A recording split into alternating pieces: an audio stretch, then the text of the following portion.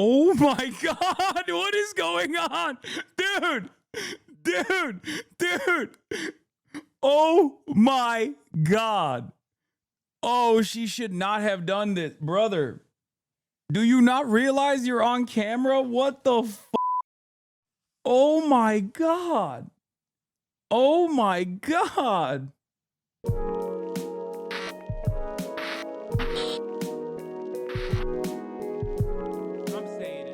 Ladies and gentlemen, the premiere event that you've all been waiting for. CBS News presents a town hall with Erika Kirk. It's time to pop a perky and get Charlie Kirky. As you guys know, Israel's most loyal and yet most incompetent soldier, Bari Weiss, became the editor-in-chief of CBS News not that long ago, after CBS News was purchased by the Ellisons, with the express purpose of making CBS News more pro-Israel and more pro-right-wing. Now, the amount of success that Bari Weiss will have in this new role will most likely be limited because she is uniquely uncharismatic and does not have an eye for talent and is not really good at the thing that she is destined to do here, right? But make no mistake, I don't think her success is measured with new eyeballs or audience retention. And instead, it's measured by how much pro-Israel propaganda she will do and how much pro-right-wing propaganda she will do. But in an effort to garner attention around CBS News, Bari Weiss wanted to do a town hall with the widow of Charlie Kirk, Erika Kirk. And from what I understand, from what the brief clips that we saw promoting this event, it was a spectacular disaster. Now we'll look at the entire event that has been talked about this whole week leading up to this very moment. It took place last night, and try to figure out exactly what the goals were here from Bari Weiss. But of course, the preliminary questions were leaked in order to fill the town hall with people as sympathetic to, Bari Weiss's worldview as possible. And once again, as I said already, big advertisers appear to be wary of CBS News' Bari Weiss town hall format. It's just not, it's not good. It's not good content. It's silly. It's shitty. It's transparent propaganda peddling with a very specific direction. And she's already flopping. But that's basically Bari Weiss's entire career. You know what I mean? That's her career. This whole time, she's just failed upward because her entire purpose on this planet is to brown-nose billionaires. She plays to an audience of very few but very powerful individuals. And it's been truly tremendously beneficial for her and her only. How's the ankle injury? I'm still limping.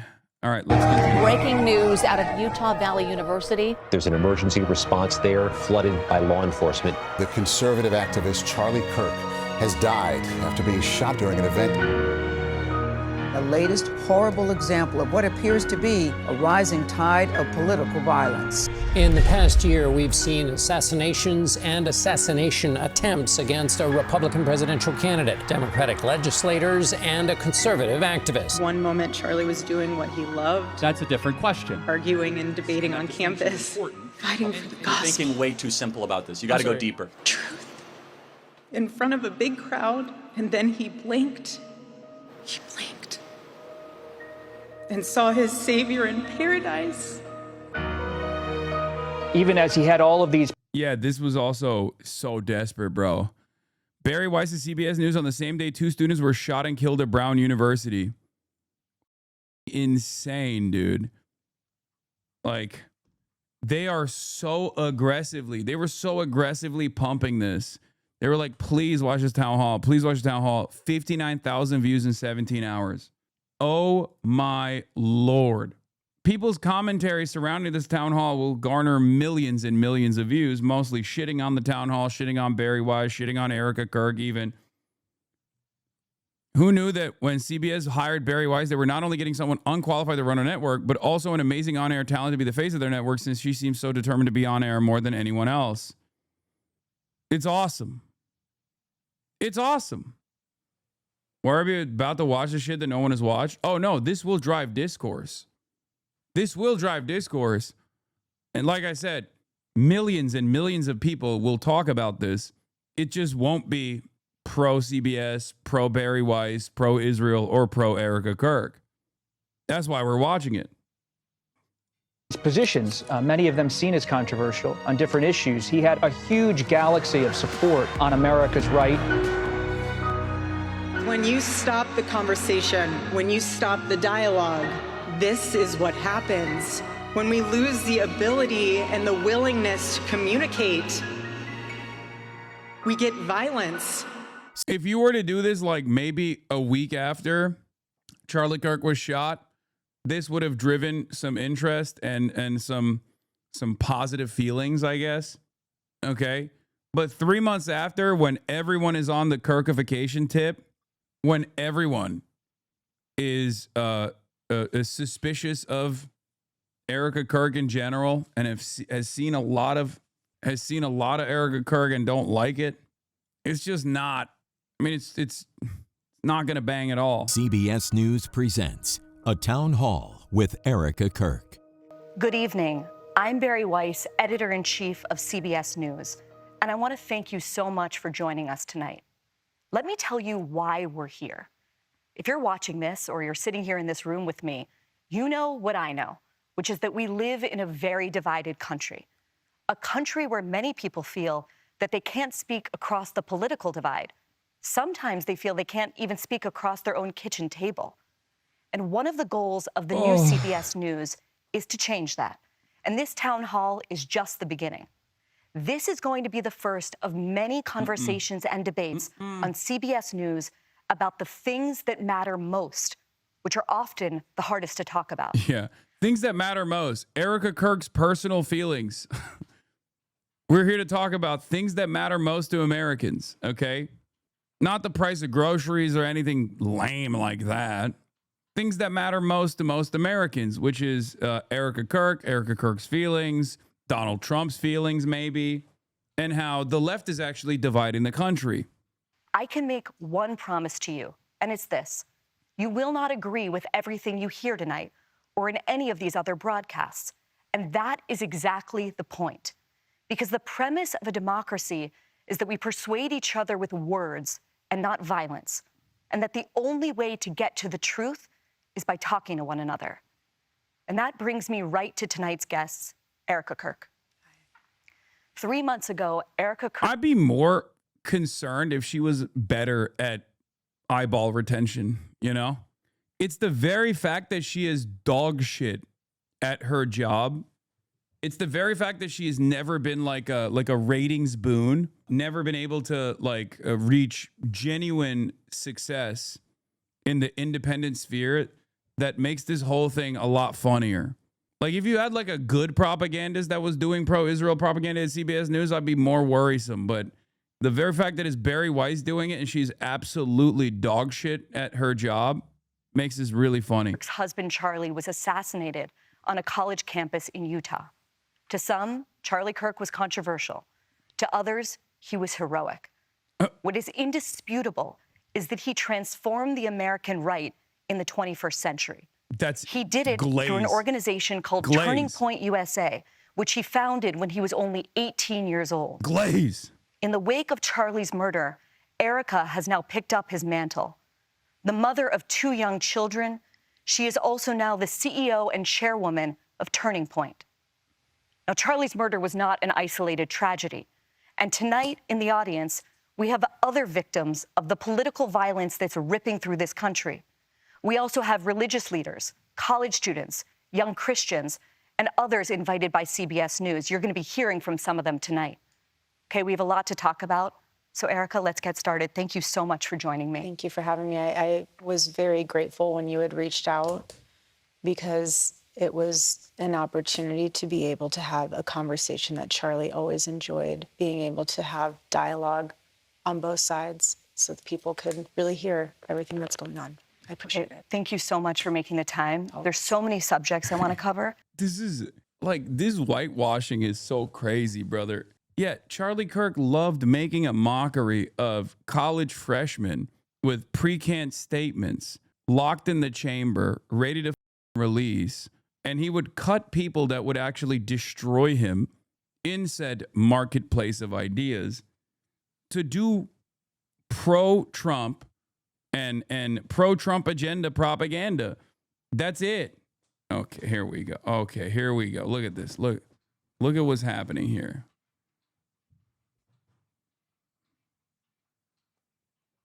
Hello. Little lady. What are we doing here? Little lady is bored.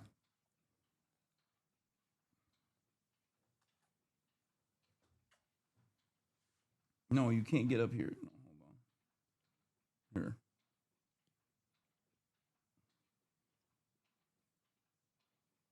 Daddy is injured. I can't pick you up, little lady. You're too big. You're too big now. I know you want uppies, but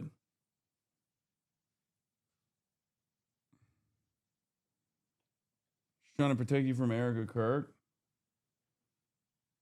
She wants to carry the flame, dude. That's what it is. That's what it is. She wants to carry the flame herself. She's like, come on, Dad, let me carry the flame a little bit. Look. She's trying to put her paws on my lap to try to get up here. You want to get up here? Is this what you want? Here, look. Oh.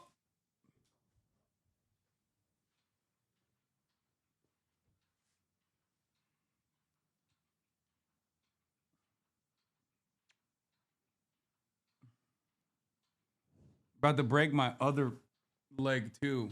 Let her speak. What do you want to say, Kaya?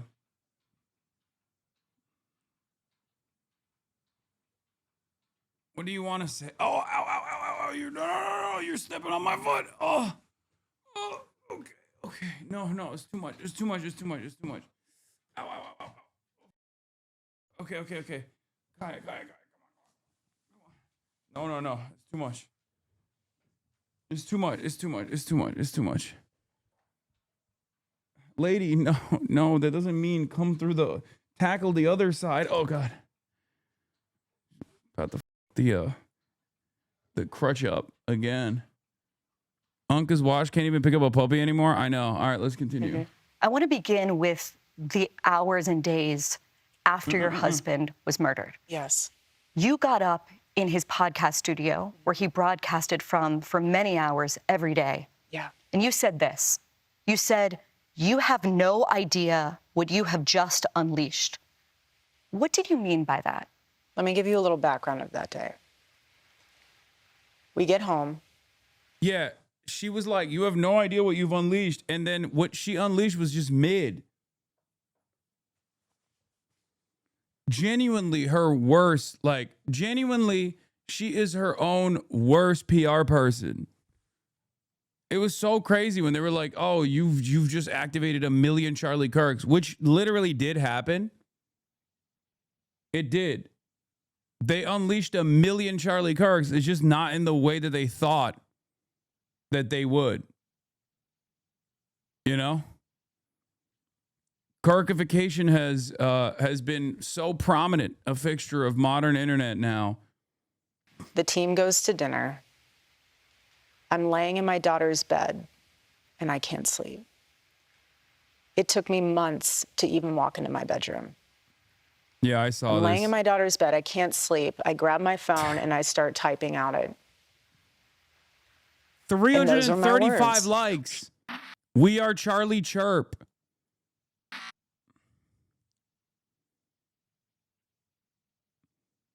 How can Bari Weiss claim to be impartial and then do this shit glazing the hell out of Kirk?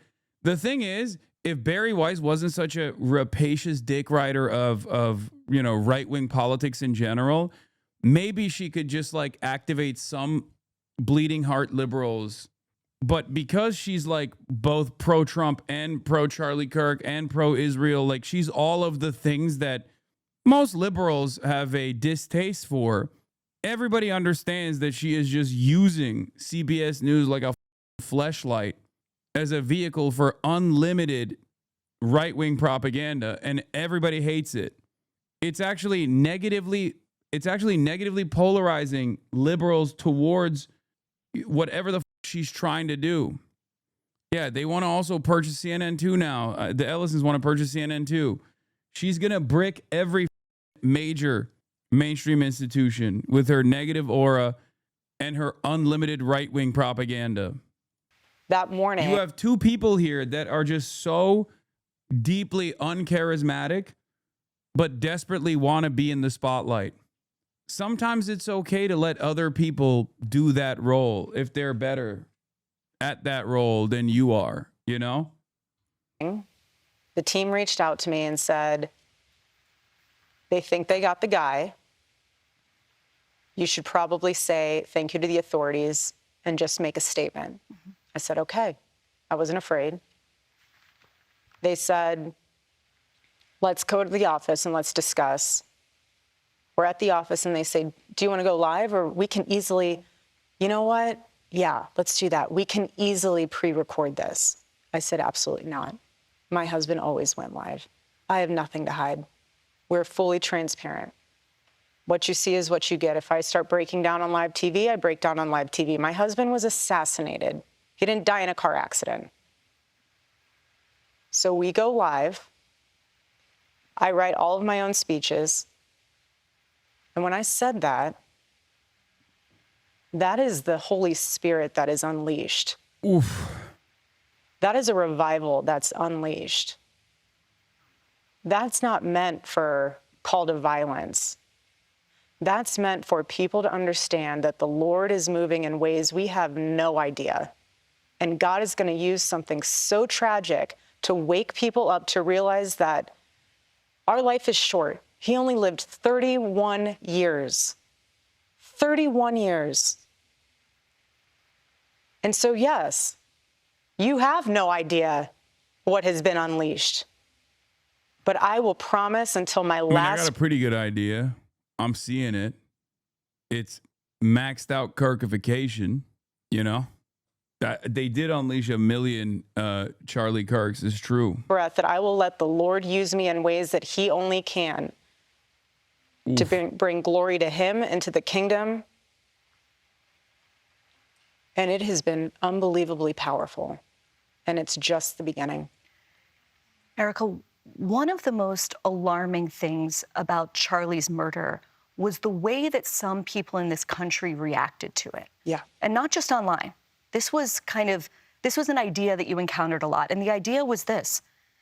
They kind of justified it. They basically said that because Charlie said or believed things that they believed were controversial or even hateful, that he somehow had it coming. What do you say to people who justified his death? You're sick. He's slow a zoom. Human being. Slow zoom. Camera panning.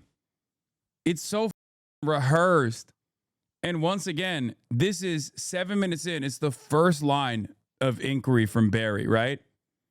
The first line of inquiry is trying to rehash old ass, dusty ass nachos here, okay? Microwaving dusty ass nachos to be like, well, don't you feel like it's really up that the left was celebrating Charlie Kirk's assassination because of simple disagreements and differences in opinion? Society has already moved on from that. The new meta is Israel killed Charlie Kirk, right? You can't pander to this narrative any longer because the overwhelming majority of salient talking points are actually coming from the right. There is a much newer meta right now that they're all aware of. And part of the reason why this narrative didn't work, even though the administration tried as aggressively as they could to, one, prop up Charlie as a martyr for truth and for speech. And there were plenty of liberals and mainstream outlets that also played along with this. Ezra Klein comes to mind. Charlie Kirk was doing politics the right way, you know?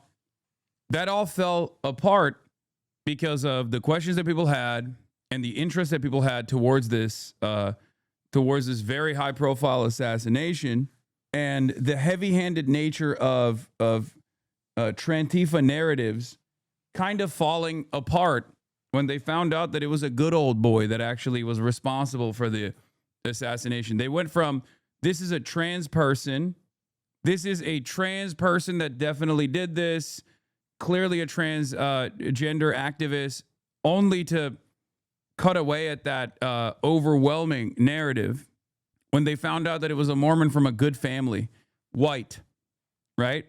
So now there was no messaging discipline. People just like, some people were mad that they weren't hitting the Trantifa line as hard. And then Candace Owens came out of nowhere and was like, this is Israel. Israel did this. And then Benjamin Netanyahu came out of nowhere and was like, Israel did not do this. Many people are saying Israel did this. I had to take time out of my, baby starvation and baby annihilation machine command to deliver this 3-minute video about how Israel could not have done this. Please don't say Israel did this. Like, guys, please don't say Israel killed Charlie Kirk. My t-shirt that I'm wearing that clearly says Israel did not kill Charlie Kirk is inviting a lot of questions that is answered by the t-shirt itself. What's going on? You're sick. He's a human being. You think he deserved that? Tell that to my 3-year-old daughter. It's crazy. I don't think anyone should do that to a 3-year-old child. Excuse me. You want to watch in high res the video of my husband being murdered and laugh and say he deserves it? There's something very sick in your soul, and I pray that God saves you. I pray, because that is what is so wrong. The internet in this world has dehumanized us. My husband did something. Once again, alting, but too early, and alting in the wrong moment. But also, like, the internet has dehumanized people is a crazy statement to make in defense of people making fun of your assassinated husband, when Charlie Kirk personally played a formative role in dehumanizing so many people, whether it be Muslims and Islam being a sword to the neck of Western civilization, or transgender people with regular frequency talking about how crazy they are, how we must take away their medication, talking about women in general, saying that they have no place in the workforce and must stay in a more traditional setting, a more traditional format. Like, he was, by design, a right-wing propagandist and a stooge for Trump. And therefore, he was actively working to dehumanize Haitian people, leaning into the whole Haitians are eating cats and dogs conspiracy theories that were incredibly racist, leaning into the notion that every brown person should be a suspected migrant that is here to do crimes, to do violence.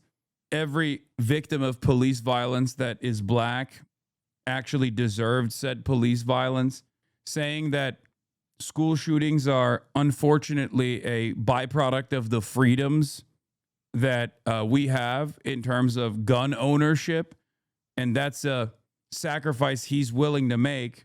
Well, he died in a school shooting. It's going to be quite difficult for people who have experienced one of the different ways in which Charlie Kirk has dehumanized people with his commentary to offer sympathy in that moment. His last words were talking about school shootings or mass shootings in the country. His last words were counting or not counting gang violence, where he thought this was a good racialized deflection away from the main point of contention, which I know the guy who asked him that question is going to be in this town hall, demanding fealty, demanding loyalty, demanding reverence, and especially the heavy-handed ways in which the administration instantly tried to punish people for not only like making a mockery of Charlie Kirk in the aftermath of his untimely demise, but even simply relitigating some of the things that he had said. Like, there were people that were being fired for just posting Charlie Kirk quotes that he was very proud to say in public, in broad daylight, things that weren't being misconstrued, but instead things that he actively and deliberately repeated over and over again. If you're proud of those statements when you're alive, why wouldn't you be proud when those very own words are reflected back? It's ridiculous. Something very simple. He talked to people. You're going to be murdered for talking to people. He didn't go after people. He went after your ideas. And if you think it's okay to murder someone because you think they had it coming for them because they took the time to have people come to the front of the line if they didn't agree with you, and you think it's okay because you don't like what they say or how they say it, that they should be murdered, and you're enjoying it and you're... Yeah, this kind of like vague generalization is also another way to try and, I guess, remember Charlie Kirk with the limited confines of how you're supposed to remember Charlie Kirk. You can't say what his job was. You can simply say he was a conservative activist. You can't actually reflect on some of the points that he was consistently advancing. You just have to say he's interested in disagreements and discourse and debate, right? There's a right way to talk about Charlie Kirk and there's a wrong way to talk about Charlie Kirk. Well, his job was to be a mouthpiece for this administration, a mouthpiece for this movement. I don't understand why you're so ashamed. And before people say, Hasan, you did the same job, what if people reminded you of your worst moments or your worst quotes in terms of like, America deserved 9/11, right? In the aftermath of, hopefully this doesn't happen, but I get assassinated. And everyone's like, oh, well, remember when you said America deserved 9/11? There are some things that I have said that are understandable to reflect on, okay? But the overwhelming majority of quotes that people would present that my haters love recirculating and recycling are not even in the direction. And I'm saying the 9/11 thing is separate from this, right? But not even in the same direction of my advocacy. Whereas with Charlie Kirk, it was directly verbatim, not only his quotes, not out of context, but it was also in the direction of the things that he believed, right? Like if you were to turn around and be like, oh, Hasan, I don't know, like even in the most negative framing in the aftermath of my assassination, if someone were to be like, even in the most negative framing, if they were to be like, oh, he was an anti-Semitic terrorist, right? Why was he an anti-Semitic terrorist? Well, because he believed that people are, of course, going to resist against Israeli occupation. Because he humanized the victims of Israel's settler colonial violence. That's why he's an anti-Semitic terrorist. Yeah, if you were to have that conversation, I think most people would realize like, oh, never mind, you're a piece of shit for saying that. But with Charlie Kirk, it's like, even if you entertain like where he was coming from with respect to, black female pilots.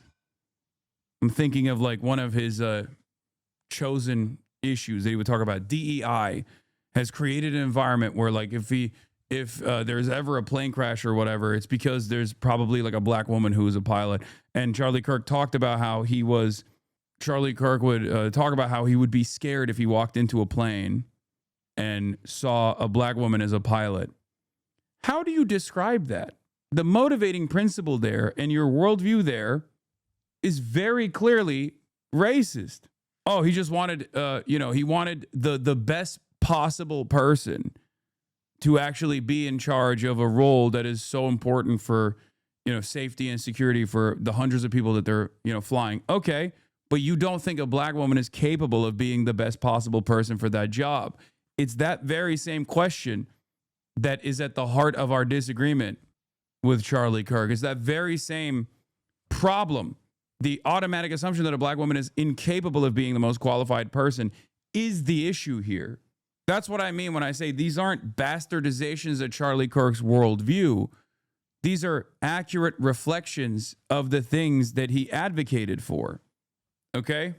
Kaya Place is now your most famous quote instead of the 9/11 one. Yeah, I don't think so. I think that's just more so a reflection of how online you are. Yeah, I would see a bunch of doors open. I got to pee. Kaya Place. Okay. Rejoicing in that? Doors open. That is evil. Evil. Excuse me.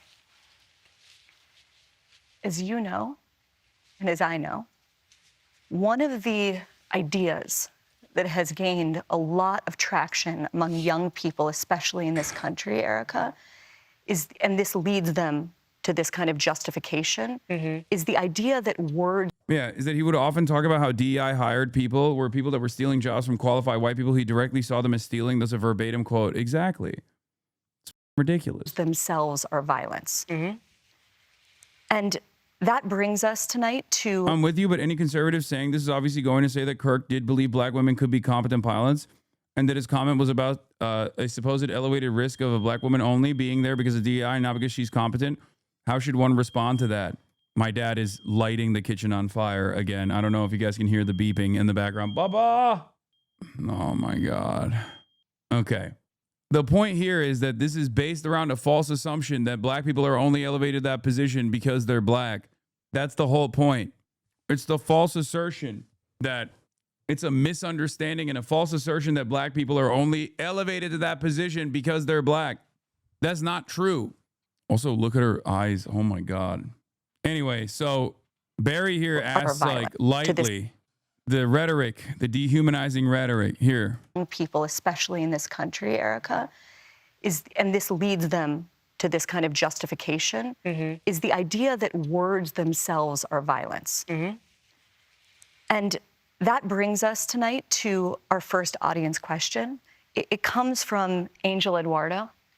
Angel is a senior writer and editor for the civil libertarian group, the Foundation for Individual Rights and Expression, or FIRE, and he writes passionately about issues of free speech. Angel. Thank you, Bari. Excuse me. Hi, Erika. My condolences. A recent survey that we took after Charlie's assassination found that 90% of undergraduates believe to some extent that words can be violence. Another FIRE survey that we took earlier also found that 1/3 of surveyed students believe that using violence to stop disfavored speech can be acceptable, at least in rare cases. What's your response to those numbers? And what would you say to those students in particular? Well, for the people who say that my husband might have incited violence. As far as like FIRE being pro-Kirk in any way, shape, or form here is also crazy because it's a First Amendment auditor institution. And Charlie Kirk quite literally had a teacher, like had a hit list for college professors that the Turning Point USA organization thought were dangerous, were teaching dangerous things. If you were like a sociology professor, for example, well, that's unacceptable. How dare you teach sociology? That's dangerous. You must be fired. It brought a lot of unwelcome scrutiny and even harassment to many college professors all around the country, simply claiming that this was, in favor, simply claiming that this person who was responsible for such a list is in favor of free speech unconditionally is a little ridiculous. But then again, that is precisely the type of inconsistent free speech defense that Bari Weiss likes, because Bari Weiss herself has made a career out of talking about, Bari Weiss herself has made a career about talking about how cancel culture is run amok on college campuses and how we have to make space for, reactionary ideals and whatnot, which they very clearly do exist on college campuses, obviously, while simultaneously advocating to fire teachers for being Palestinian or recognizing the humanity of Palestinians. So just something to consider as far as that inconsistency. Also, another thing that I find very funny about like the liberal ass attitude is that these guys have made a mockery of the statement words are violence professionally for years and years, only to turn around and launch that exact same attitude towards their left flank. Words are violence was mocked endlessly on the right, only to turn around and say that about the Charlie Kirk assassination. Even like, oh, words are violence is bullshit unless we can tie that back to a larger narrative about how the Democrats are responsible for all the violence in this country with their words. And when you listen to the words of the Democrats, you're like, where is the violence here? These guys are, if anything, like the biggest criticism against the Democrats from their own base is that they're too cowardly, that they don't actually fight back hard enough against the growing reactionary movement in this country. So it just doesn't work at all. I know that was not your question, but I'm going to put a squash on it before anyone else can attach to that. My husband never incited violence. He never once said, go after them because they're saying X, Y, Z and they deserve to die. My husband never once said that, and he never would. What did he say? Come to the front of the line. I'll put my mic down. Tell me why you believe that. Oh, that's interesting. I never thought of that. But have you thought of this? People heckling, laughing at them. Stop. It took a lot of courage for them to come up here. Stop doing that. He gave them a microphone. He didn't take away a moment for them to speak back. He gave them a microphone. And what'd they do? They gave him. He literally routinely did exactly those things. And his entire job was to do bottom of the barrel dunks on these people that were demonstrating a common viewpoint that was antagonistic to the Trump agenda. And his goal was to make a mockery of them after the fact in the editing floor. And Charlie Kirk himself also made, he wanted to bail the Paul Pelosi attacker, dude. What are you talking about? This kind of Kirk revisionism is so ridiculous. It's so silly. The entire, not to mention the million George Floyd posts, but the entire medium that he just basically stole from Steven Crowder, Change My Mind, is built around this false premise as well. There is no minds being changed there, okay? There's no mind being changed there at all. The whole purpose of that is to cut propaganda by making a mockery of commonly shared opinions. Yeah, here he is calling for people to be the killed. Miss Rachel costume and the uniform, etc. And she comes back and she's like, now I'm just talking as Rachel. And she goes, the reason I'm this way is because I'm Christian. And in the Bible, it says, love your neighbor. And really, I approach people in love. And if you're not doing that, I guess you're not really following the Bible. I shouldn't say that part, you're not following the Bible, but that was kind of the underlying piece there. So Charlie, what's going on with that? Well, let's let her say it. 120, I'll respond, and then I got a dash. I've shared prayers on here before and said, God bless. And that's because my faith is really important to me. And it's also one reason why I love every neighbor. In Matthew 22, a religious teacher asked Jesus, what's the most important commandment? And Jesus says to love God and to love your neighbor as yourself. All the law and the prophets hang on these two commandments. There's no greater commandments than these. I believe it's mentioned 8 times, love your neighbor. So yes, everyone belongs, everyone's welcome, everyone is treated with empathy and respect. It doesn't say love every neighbor except. There are so many reasons I stand strong in love. I stand with everyone. That's who I am. And the love back and the God bless if you disagree is genuine. Andrew?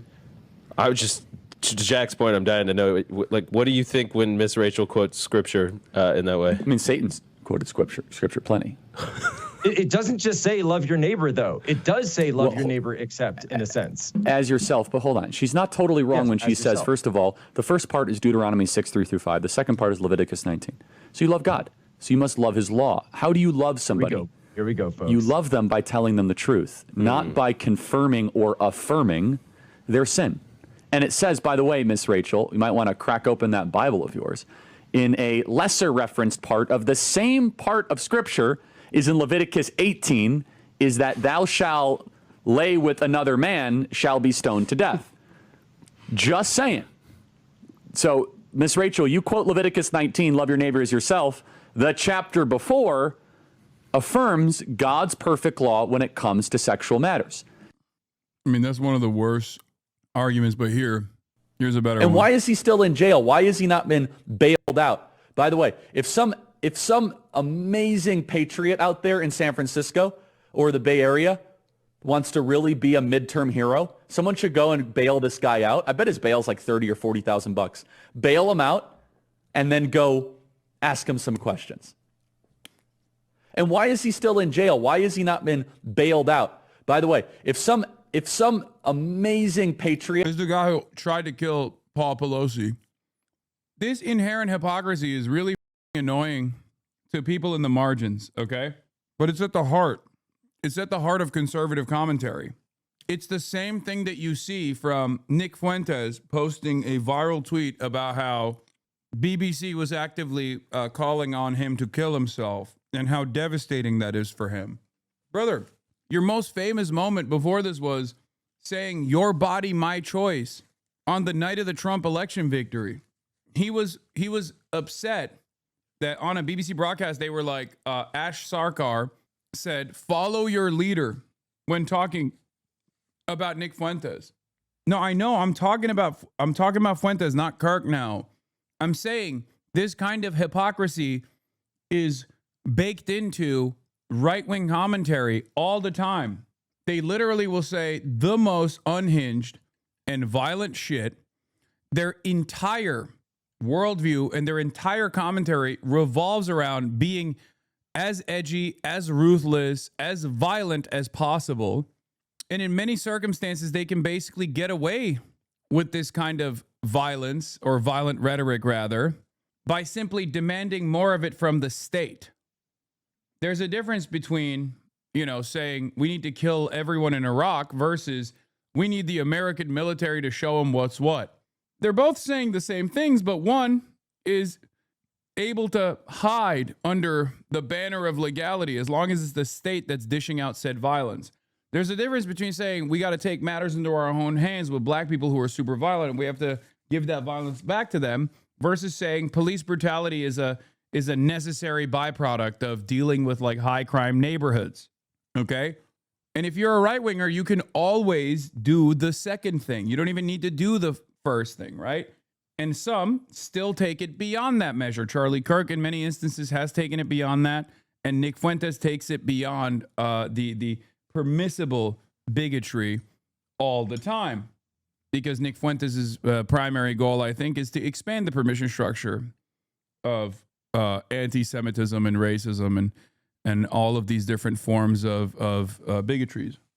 But the hypocrisy is still there. And I think a lot of people get annoyed with it.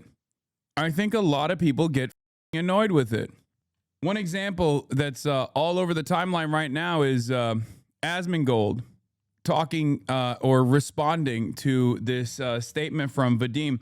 In the future, we'll all take turns being sued by psychotic asshole millionaires and then criticized by brain-damaged Nazi-sympathizing incel roach when we eventually break down as 13-year-old edgelords, MAGA dorks, and boss cheer them on and rinse and repeat. To which he replied with, shouldn't have been talking shit and making things up about people. People like you have no problem participating in reputation destruction, manipulation, and large-scale gaslighting so long as it serves your ideological goals. That's why they cheer and you deserve it. This is a weak person trying to present themselves as a strong person, okay?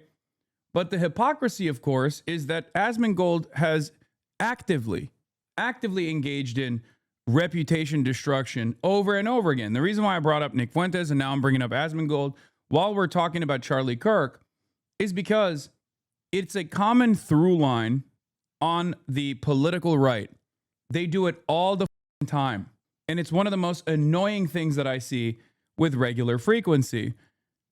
And Nyara responded to that, said, you want to talk about reputation destruction? You're a piece of shit who spreads transphobia, normalizes far-right propaganda, and you deserve to not just be called out, but face real-world consequences for the hate you're spreading. You're not some hero of free speech. You suck. Okay? To which Bo Blacks responded with, if Hasan Piker or iDubbbz was caught being this openly and blatantly hypocritical, there would be a video uploaded about it by 20 different big YouTubers within 12 hours of it happening. But that won't happen here because it's Asmongold doing it. The bias towards him is nuts right now. The entire slop-tuber commentariat on the internet is all over his nuts in the same exact way that mainstream media is oftentimes all over the nuts of right-wing commentary people. They just refuse to recognize the inherent hypocrisy in this kind of statement. They refuse to call into question that these guys are like very clearly lying. I don't know anything about Bo Blacks, by the way. I have no idea. There's a bunch of people saying like Bo Blacks, extremely rare, Bo Blacks W. I don't know, but regardless. Bo Blacks was a slop tuber in your hater orbit. Oh, nice. But this is part of the reason why the overarching prevailing narrative in both mainstream discourse and also discourse on the internet, on the independent sphere, is so slammed in the right. These guys refuse to cover this shit. And most people that are too busy with their 9-to-5s that get all of their notes from like, you know, random slop tubers to at least be in the know are completely oblivious to this stuff. Do you understand? That's how you inadvertently design a media landscape where it is always people who are on the left that are under tremendous amounts of scrutiny, oftentimes not even like legitimate scrutiny, being called hypocrites for things that they don't even believe, for example, or being called out for political positions that they don't even hold, because there's an endless need to bastardize and vilify the political left on the internet, same as in mainstream media as well. And no one calls into question. Yeah, the 3/5 Twitter post Asman made would have absolutely been breaking news on all platforms if you did something remotely similar, is 100% correct. And that's exactly why this very same guy and his community that has vilified me as an anti-Semitic terrorist for the last 2 years for contextualizing and analyzing why people resist militarily against Israel's occupation and violence, damn near a century of violence, colonial violence, are the very same people who very openly say Nick Fuentes is based. The very same people that collaborated with the ADL. The very same people that actively collaborated with the ADL to deplatform people like myself, then turn around and openly say Nick Fuentes is based as shit, or wanting to collab with Nick Fuentes, laughing along with his praise of Hitler. Not a peep from Dan Stalkman or Ethan, the supposed fighters against anti-Semitism. Not a peep from the slop tubers. Yeah, this is it. Why is this allowed on television, BBC News? This type of violent rhetoric is totally unacceptable, especially in this political climate. This person should be fired and banned immediately. Enough is enough. You're Nick Fuentes, man. I can't believe it. I cannot believe that 80,000 people like this tweet. Guy who's famous for saying Hitler is based on Piers Morgan and got a lot of prominence after Trump's victory for saying your body, my choice about women potentially having more of their autonomy removed, like celebrating rape culture, all this shit, is now crying foul about violent rhetoric. But that's where we're at. If you have this extremely centrist approach to political discourse that rarely ever invites any scrutiny to far-right figures, right-wing figures, and you spend most of your time browsing the content of people who seemingly only have a lot of smoke for those who are ostensibly or even marginally on the left of the current modern Democratic Party, then what is the expectation? Of course, people are going to think, yeah, Nick Fuentes is right. Why is it? It is rather hypocritical that, this guy who has done nothing wrong is getting called out like this. Oh, I guess they just say everyone's a Nazi. And I guess they're saying that Nick Fuentes is a Nazi so they can justify harming him. Because that's the prevailing narrative on the right. The reason why I'm saying this is because I don't think every single slop tuber is straightforwardly a Hitler-loving, anti-Semitic neo-Nazi. I don't think so. I think they just lean into this stuff because they see that it gets them clicks. I think they're opportunists for the most part. And the reason why I bring this up every now and then is because I hope they see the dangers of the media landscape that they are cultivating. Some are, by the way. Some are definitely invested in this stuff ideologically. But I think the grifters don't realize that they are also creating a breeding ground for this kind of sentiment by routinely hyper-focusing on cultivated drama and manufactured outrage against those who are on their left. Most of these grifters don't realize that this toxic media environment that they've cultivated will inevitably harm them too, unless they become neo-Nazis. And I believe some will, but not many others will. Asman said earlier that this community is ground zero for creating anti-Semitism. See, that's what I mean. These guys don't have any like genuine, if you don't have any real worldview other than being a troll, that's how it works. One day you say Nick Fuentes is base for saying he loves Adolf Hitler, and then the next day you say, I'm ground zero for creating anti-Semitism. There's no consistency, but there's only one consistency. It's the left. Okay?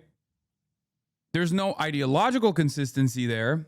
No matter a policy is important. There's no policy that's actually important here. There's no like ideological conviction. There's no moral backbone here. It's just the left. And you do that with whichever direction you have at your disposal. Sometimes that means, collaborating with the ADL. And in many other instances, it's actually shitting on the ADL when the ADL releases a report about Steam having like too much anti-Semitism or something. But like I've said, I wish that the otherwise self-described liberal slop tubers, TikTokers, and the like would recognize that they are contributing to this media environment. A bullet in the neck. Totally different. But you have secular revolutionaries that want to come out and say, you can't say that, and I'm going to stop you from saying it.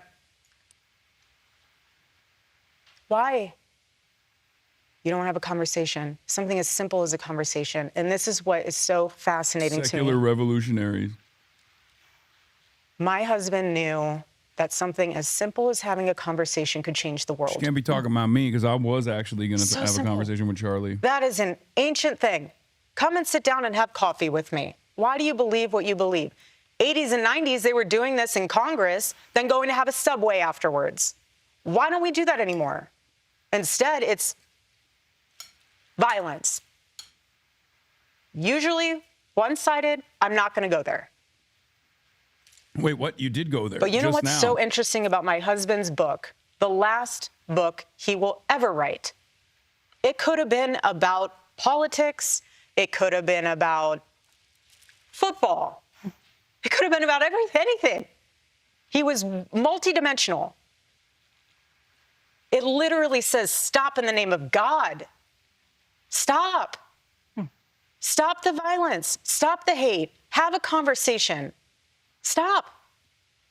And what he knew in that book was not just so much stop that, take a minute to get off of your phone and realize that we are all human, operating on this broken planet, all sinful, no one's perfect, and we're not getting out of here alive. But what he knew in that book was the balancing factor of communication. You cannot communicate with someone if you're not at peace with yourself. So he went on campus talking to a kid. They're screaming at him, screaming. Does he scream back? Not once. He sits there. And you know what he's thinking? It's in that book. Maybe you need to take a few hours. Get off your phone. Go for a walk in nature. Go sit and have a coffee. Go and tell your mother you love her. Go do something that is beautiful and healing instead of trying to tear something down that you did not build. And buy the book. Well, there was one famous moment where Charlie lost his mind. Remember? In a debate with your boy, where Cenk was heckling him from the crowd and he lost his dang mind. I live like a capitalist every day, Cenk. People thought he was saying a slur. He was just trying to say my uncle's name. So people did effectively get a rise out of him from time to time. It just happened to be that people that got a rise out of him more often than not were not college freshmen, even though they did that as well. That's where this is from? Yes. I live like a capitalist every single day, Cenk. I live like a capitalist every single day, Cenk. Yeah. That's my thought on that. We're going to talk about the book in a little bit, but I want to pick up on a theme that you've now hit on twice, which is the idea that the black squares that we all have in our pocket, our phones, yes, that they are doing something to us collectively, that they are dehumanizing us. Later, we'll even Barry was like, yo, we'll get to the book later. Come on, Erika. Talk about the conspiracies that are spreading right now on those platforms about who killed your husband. What do you recommend to people sitting in this room? What are your practices to disconnect, to reconnect by disconnecting? Well, like my husband, I took all of it off my phone. All social media off your phone? No, I don't have it on my phone. I have a team that helps run it. Did I unironically know Charlie Kirk for longer than Erika Kirk? Yes. I've known Charlie Kirk since 2017. I don't know when he married Erika, but when I first met him, she was not a part of his life, I'm pretty sure. I really, everyone has an opinion about me. I could care less. You know what I care about? I care about what my daughter says about me and her running up into my arms and loving on me. That's what I care about. One of the things that has happened over the 3 months since Charlie was murdered is that people have gone through the thousands, maybe tens of thousands of hours of words he produced. He said more in 31 years than most people will say in a lifetime. Yes. And I want to read a few that have captured the most attention, especially on the political left, okay? Yeah. Some gun deaths were, quote, unfortunately worth it to preserve the Second Amendment, he said. Ooh. Acknowledging that he wishes he didn't feel this way, he said, I'm sorry, if I see a black pilot, I'm going to be like, boy, I hope he's qualified. He said the Civil Rights Act of 1964 was a mistake. Now, I realize that all of those quotes come from longer conversations that he had on his show. Correct. But he did say those things. And Charlie is being memorialized by many people as a person who promoted. I'm going to be honest. If Bari Weiss had any understanding of how to drive clicks, she would be daggering Erika Kirk the entire time. I just realized if she was just like trying to debate Erika Kirk aggressively, overnight she would become a sensation. Because I know she like agrees with Charlie and doesn't want to present Charlie Kirk as like a bad person. But even then, like the brief mention of some of Charlie Kirk's highlights is enough for her to feel pissed off. Civil discourse as a person who said, come to the front of the line, let's have a civil conversation. How do you square that with the statements I just read? I would love for everyone to be able to watch the full and entire clip of what he said. Charlie didn't care what skin color you were. He didn't care what religion you were. He loved excellence. He loved knowing that people, his favorite word was earn. He loved knowing that people worked hard to earn what they got. He worked so hard to build Turning Point USA. The first statement you meant about guns and shooting, I have no idea the context of that, and I have no idea that whole, there's a lot more there than just that one little sentence. My husband is not to be deteriorated to 2 sentences. Oh. Yeah, that one is, I can't even defend it because, you know, he did go out to gun violence, so directly at a school shooting. And that kind of is something that he, at least on the principle of defending gun freedoms, he kind of went out. He kind of fell on his own sword there. Bro, don't get mad at me for saying this, but I'm about to say something.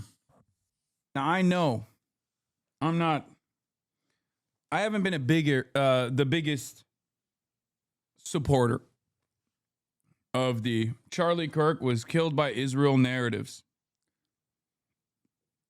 You know this already. As a matter of fact, I've been very critical of these narratives. Okay? But Erika Kirk's acting is so Gal Gadot quoted. Like, so Gal Gadot quoted that I can't help but feel like she's also an agent for Israel. What the This entire thing is Kal-El, no! Over and over again. She's hitting the Kal-El no lines every single time. She's like, it's just wild, man. Maybe it's pure happenstance. Pure coincidence that her and Gal Gadot's acting coach are the same Israeli acting coach or something. I don't know what it is. But it's wild. You've somehow managed to make your fake Gal Gadot have more emotion and energy than anything Gal Gadot has ever done on film. Yeah, it's hard. It's hard to be that bad. Kal-El, no. This exclusive sit down with Bari Weiss and Erika Kirk. I saw online some jokes of like, oh, wow, this is breaking news. You got this interview with the notoriously reclusive Erika Kirk. Yeah. Paige, play that video. People have gone through the thousands, maybe tens of thousands of hours of words he produced. And I want to read a few that have captured the most attention, especially on the political left, okay? Some gun deaths were, quote, unfortunately worth it. I'm sorry, if I see a black pilot, I'm going to be like, boy, I hope he's qualified. He said the Civil Rights Act of 1964 was a mistake. Charlie is being memorialized as a person who promoted civil discourse. How do you square that with the statements I just read? His favorite word was earn. He loved knowing that people worked hard to earn what they got. He is a thought leader, and he was brilliant of a man. So that's fine if you want to take words out of his mouth or out of context without the whole thing. But that's the problem. It would be funny if we watched the context and each of those situations, he said, just kidding. Wait.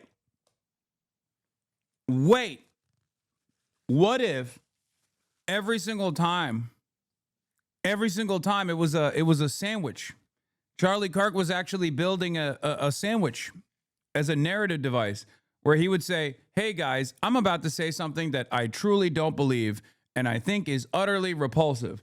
And then he inserts the quote about, I don't know, the Civil Rights Act was repulsive or whatever. And then, end quote, that's right, I really hate people who believe things like this. What if they cut him out of context like that every single time? Yeah. I bet you feel stupid. At the end of it. At the end of it, he goes, like, not. It is so crazy to say his favorite word was earn. Well, good, because he's in one now. Oh, Gianmarco. Wow, that's f***ed up. That's the defense that anyone on the internet uses 24/7. No, because it is real. The reason why people use that as a defense is because it is real, okay? And I'm sure Charlie Kirk has been taken out of context. I'm sure I've taken Charlie Kirk out of context and on certain occasions as well. Not only is taking someone out of context a very viable method and one that people apply all the time to both myself and everybody else, okay? The problem is, or at least like I've given up on trying to get people to actually seek out a deeper meaning from the statements that people are putting out there. But what I'm at the very least hoping for is that even if it's devoid of context or embellished or negatively featured, it's still directionally in line with my worldview, right? What I mean by that is I've given up on people being like, well, you said America deserved 9/11. It's because, yeah, I did, right? I've given up on people trying to understand what I was saying, right? I've given up on people trying to understand that I was talking about blowback, for example, right? But what I despise is when people actually clip something that I'm saying and completely bastardize my perspective. That's what I hate, okay? I hate that. When I talk about, like, one of the most famous incidents that is regularly, often repeated on the internet is Hasan promoted, like, rich college girls getting raped or something, right? This is ridiculous. I've never done such a thing, okay? This was when I was reacting to a pro-rape university by the name of Liberty University. And I said, if these people want to specifically go to a college where there is no protections for sexual assault, it's probably better that they're cordoned off in that college campus rather than be out in the general population. And it's so crazy that they still, to this day, yeah, I said, put all the monsters together, cordon them off. If they are personally choosing to go to a college campus who is billing itself as a college campus where there will be no protections against those who are victims of sexual assault, and you're choosing to personally go there, then yeah, the utilitarian perspective is that it's better that they are there and cordoned off from general population. And people endlessly were like, oh, you want rich, rich women to be raped. It's like, that's insane. I never said that. That is not even in line with my worldview, right? Or another example I can think of with, like, clipped out of context that's, like, annoying is the 9-to-5 thing, right? When I said that as someone who worked in a real job, as a regular job, like, streaming is soul crushing in a very different way, in a way that I didn't experience in my 9-to-5 job, right? That my social battery is depleted by the time I'm done with the daily broadcast, and I can't have, like, it's a socially draining thing. And people, it wasn't Liberty University. I think it was, Patrick Henry College, I think. Yeah. Anyway, not the double down. See, people do this all the time. No, of course it's not a double down. First of all, obviously, I'm in a profoundly privileged position, which I actively talked about back then all the time. But secondly, I'm an active defender of labor rights and labor unions. At no point did it actually call into scrutiny or call into question that it was like the Keemstars of the world and the right-wing shitheads of the world that were, like, dunking on what they thought I was saying, okay?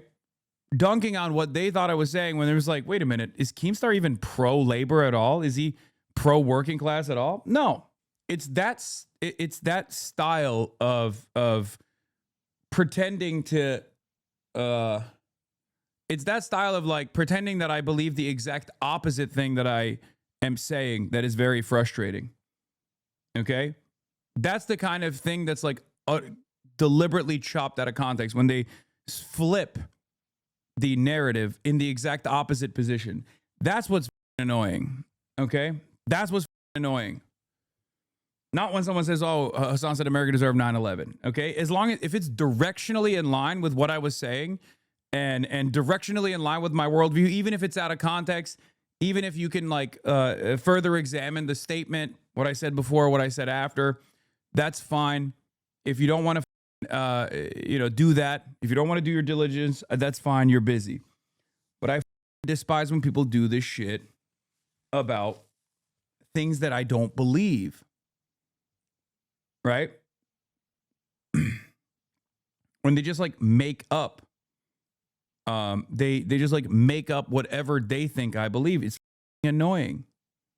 The reason why I'm bringing this up is not to do a woe is me thing, right? Here's one narrative that's being formed by a clip right now. Hasan blames Israel for a recent anti-Semitic terrorist attack.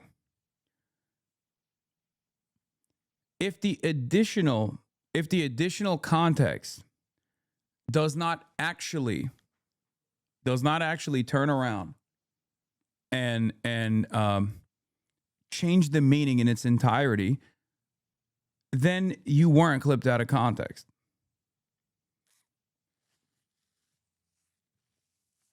That's it. So in many circumstances, when, like, people use that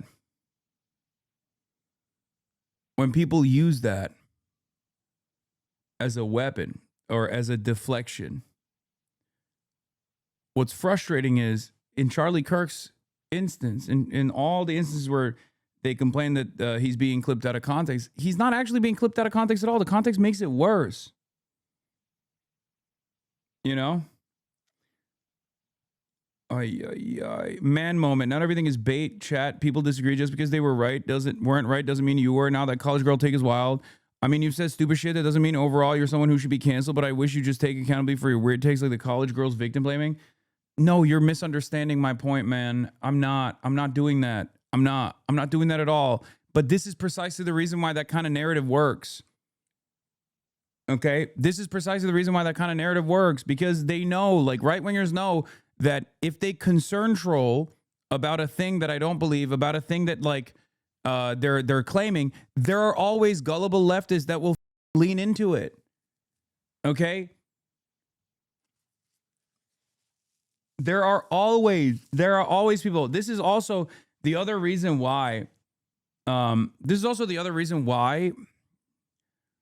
the right is seen as like a comfortable safe haven for a lot of people in the margins, because they never have this tendency.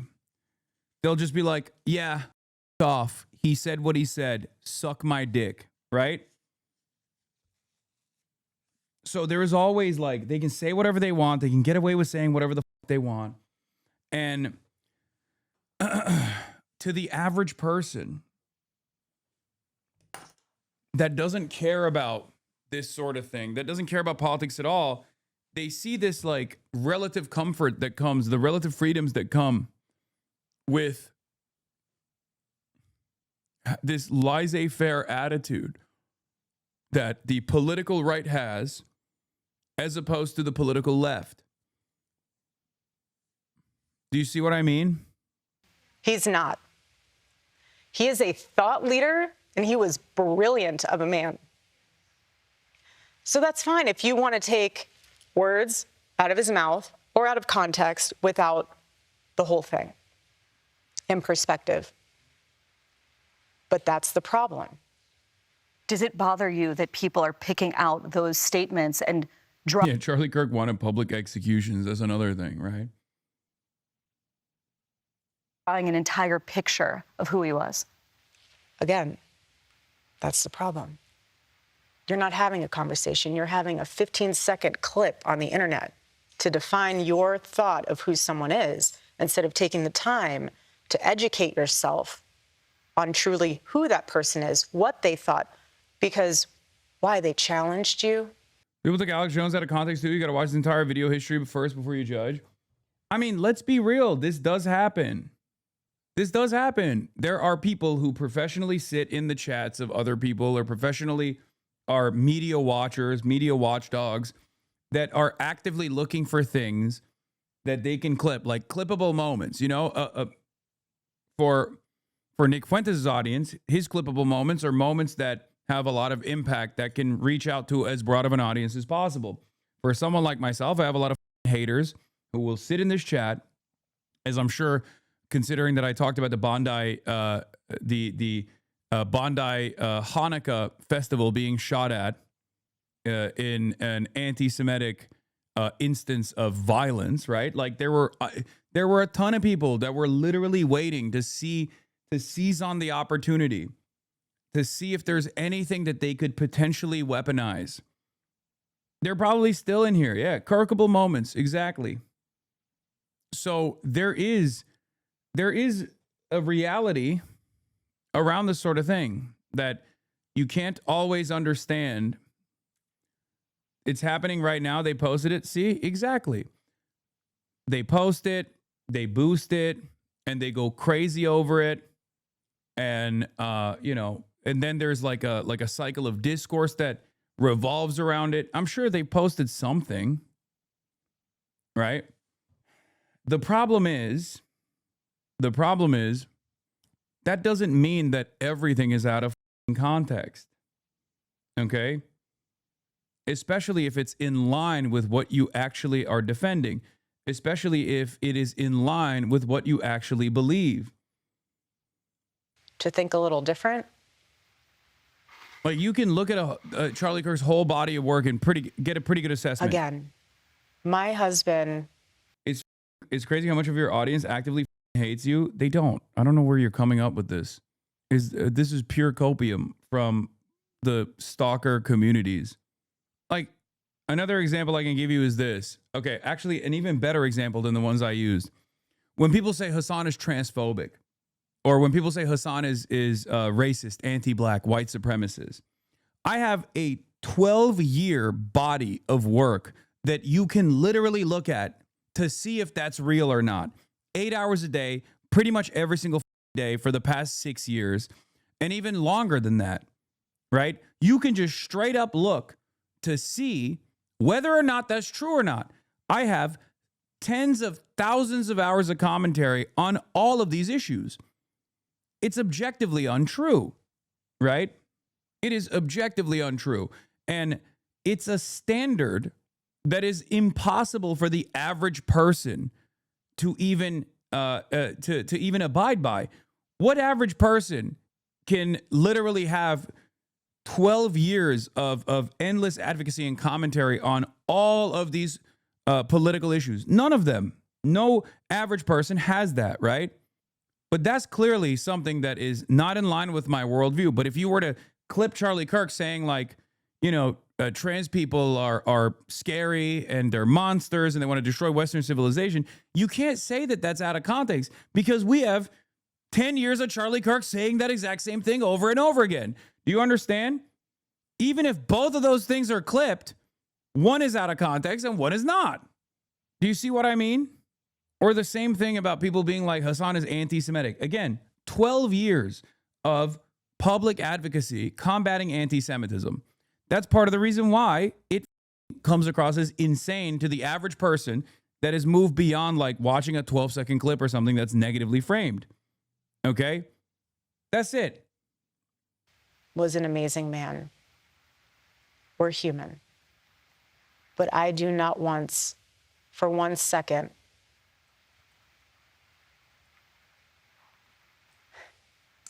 think he was anything else than exceptional. Erika, as you know, the last person that Charlie ever spoke to was a Utah Valley student named Hunter Kozak. He was asking Charlie a question that day when he was shot, and he's here tonight, and he wants to ask you a question. Counting or not counting gang violence? Erika, I want to tell you how much I appreciate your calls for peace and unity. And I'm likewise horrified by the people in my so-called camp who were cheering about Charlie's murder. I believe that they stoke the flames of violence. But even worse is when powerful, influential people on either side of the aisle stoke the flames. When they do it, the flames can become an inferno. And this leads me to Donald Trump, the most— Oh, hell. Okay. Okay. He started off libbed up, but honestly, oh my God. Oh my God. Brother, look at Erika Kirk's face. Oh my God. What was his name? Hunter Kozak? Bro, you are in danger, dog. Oh my God. Oh my God. Oh my God. She looks like she's gonna kill you. It gets worse.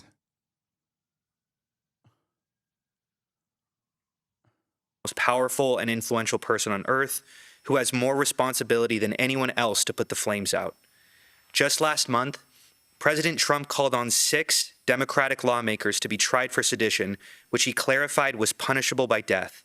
He then reposted a simple message. Oh my God, what is going on? Dude. Oh my God.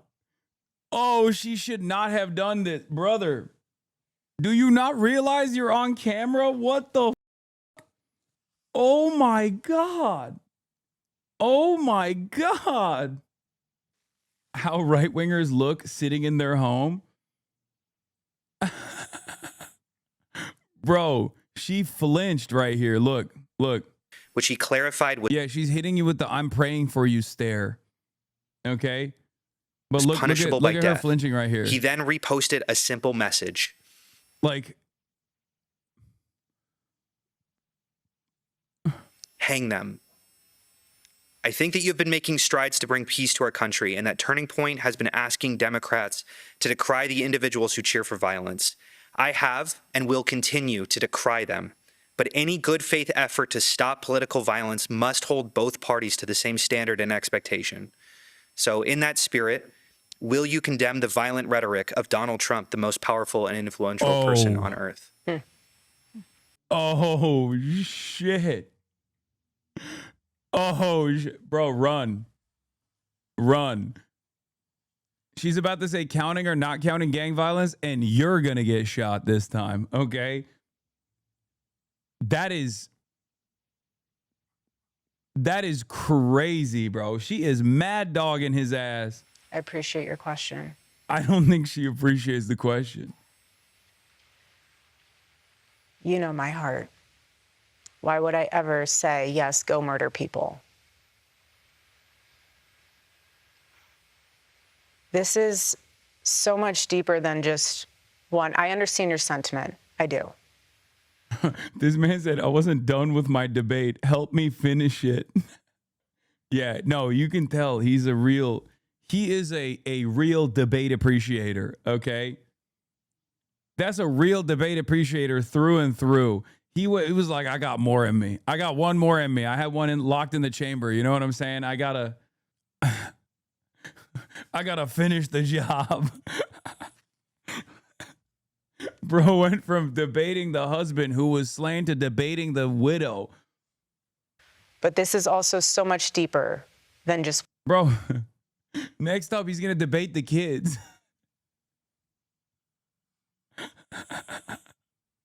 He's like, bring your kids up here. I'm going to ask them how they feel about it. Bring the 3-year-old. One person. This starts at the home, okay? This starts with family. This starts with a seed. That wasn't the question, Erika. God damn, she's not very good. That's not the question at all. The question was, do you condemn Donald Trump for saying hang them all in the same week that everyone was talking about political violence is coming because like people are consistently beefing up the violent rhetoric? Because like the standard is so busted in this stupid ass country where like random TikTokers who are like 20 years old are called into a higher level of scrutiny than the so-called leader of the free world, Donald Trump. Donald Trump could just be like, yeah, we got to kill all Somalians. All Somalians. Somalian, it's not Somali, like an alien. That's why I say Somalian. They're parasitic. They must be killed. And then like Republicans are like, no, that's normal. It's not like violent racialized sentiment. No, for no reason. Like no reason for that kind of like racialized animus against a population that is 90% American citizens here of Somali background. It's pretty fucked up that the president's saying that. But then they turn around and they're like, God forbid somebody makes a Charlie Kirk joke on TikTok or on Twitter or something, and they're like, what are you doing? This is illegal. You need to lose your job. It's crazy. And her response to this is also incredibly silly. Oh, this is not about the president. It's about the family. It starts at home. Yeah, okay. I guess the president has no responsibility for the violent rhetoric that goes on. The violent rhetoric that he engages in. No responsibility. Charlie Kirk got killed because words are violence, and the left actually celebrating Charlie Kirk's death is the most violent thing you can do. But the president that's in command of the military and now even the domestic police force saying we have to murder the left, that's not violent rhetoric, actually. That grows and grows. You can choose to have evil in your heart, or you can choose to have light. What you consume and what you absorb from the outside world will manifest itself. No, I will never agree with political violence. My husband is a victim of it. I'm a victim of it. Okay, so you disagree with Donald Trump. Can you say those words, please? if you disagree with politically violent rhetoric and violently charged rhetoric coming from the president, would you condemn it? But what I'm trying to say here is that we can blame everyone else. We have to look in the mirror. When you become a father, when you become a mother, how are you raising your kids? Yeah, I'm doing my part, okay? As a Twitch streamer, I'm responsible for the violent rhetoric in the country, but the president, he's blameless. The president in charge of all commerce, the military, the president that's even using the military as a domestic tool now, at odds with the Constitution, the president that set up concentration camps for random people that have been living here for a decade plus. That guy not responsible for anything, and certainly not even responsible for the violent rhetoric that he actually routinely engages in. Are you taking responsibility? Or isn't that what you're doing, by the way? You're literally taking away the responsibility from the president and bringing it back to like other people, put a mirror up to your face type shit. Are you giving them a device and saying, go down that rabbit hole? I'm trying to go to Pilates class. You can just sit in the corner and look at your iPad or look at your phone and go down that rabbit hole and see what you can learn from that instead of being a parent. What? So my call to action from that is parents, step up. Do you want your kid to be a thought leader or an assassin? That's where we're at. Do you think our political leaders have a responsibility to turn the temperature down? Bro, that had nothing to do with the question. What the? So is she saying Donald Trump's mom has to step up? Is that what it is? Too late, I guess. She's dead. But if she was alive, she needed to step up to make sure that Donald Trump was not engaging in violent rhetoric. Failed the QuickTime event. Right now. Well, I think everyone has a responsibility to do that, and I'm doing thought leader daughter or gay homo assassin son. Which way, Western man and woman? Doing my part. I'm not in control of other people. Okay. Ahead, a father whose daughter was murdered in cold blood because of who she was. He's here. Also, political violence and the conspiracy theories surrounding Charlie Kirk's assassination. Yeah, get to the good shit, okay? Get to the Candace Owens line. Yes.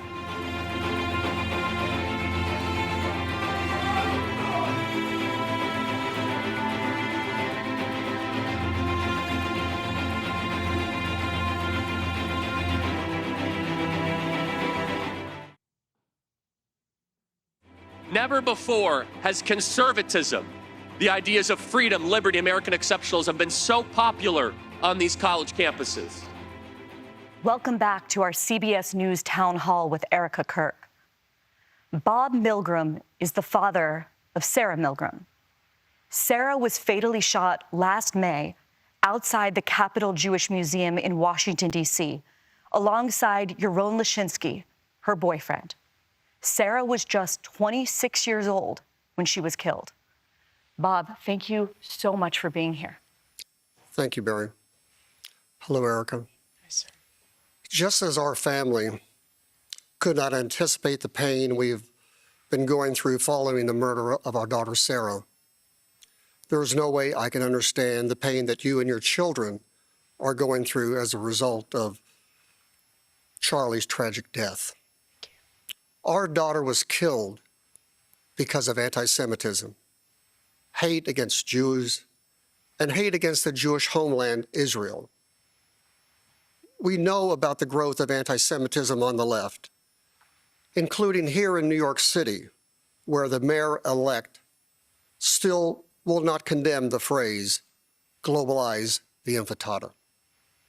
What I want you to address is growing anti-Semitism on the right, including Holocaust denial, anti-Zionism, and the normalizing of centuries-old conspiracy theories about Jews. Will you here condemn the individuals spreading that hate and speak out clearly enough against anti-Semitism so we can prevent another tragedy? Yes, sir. First of all, I'm so sorry. You and I are a part of a very small club. Painful. But you're in good company, and I will pray for you. It sucks, doesn't it?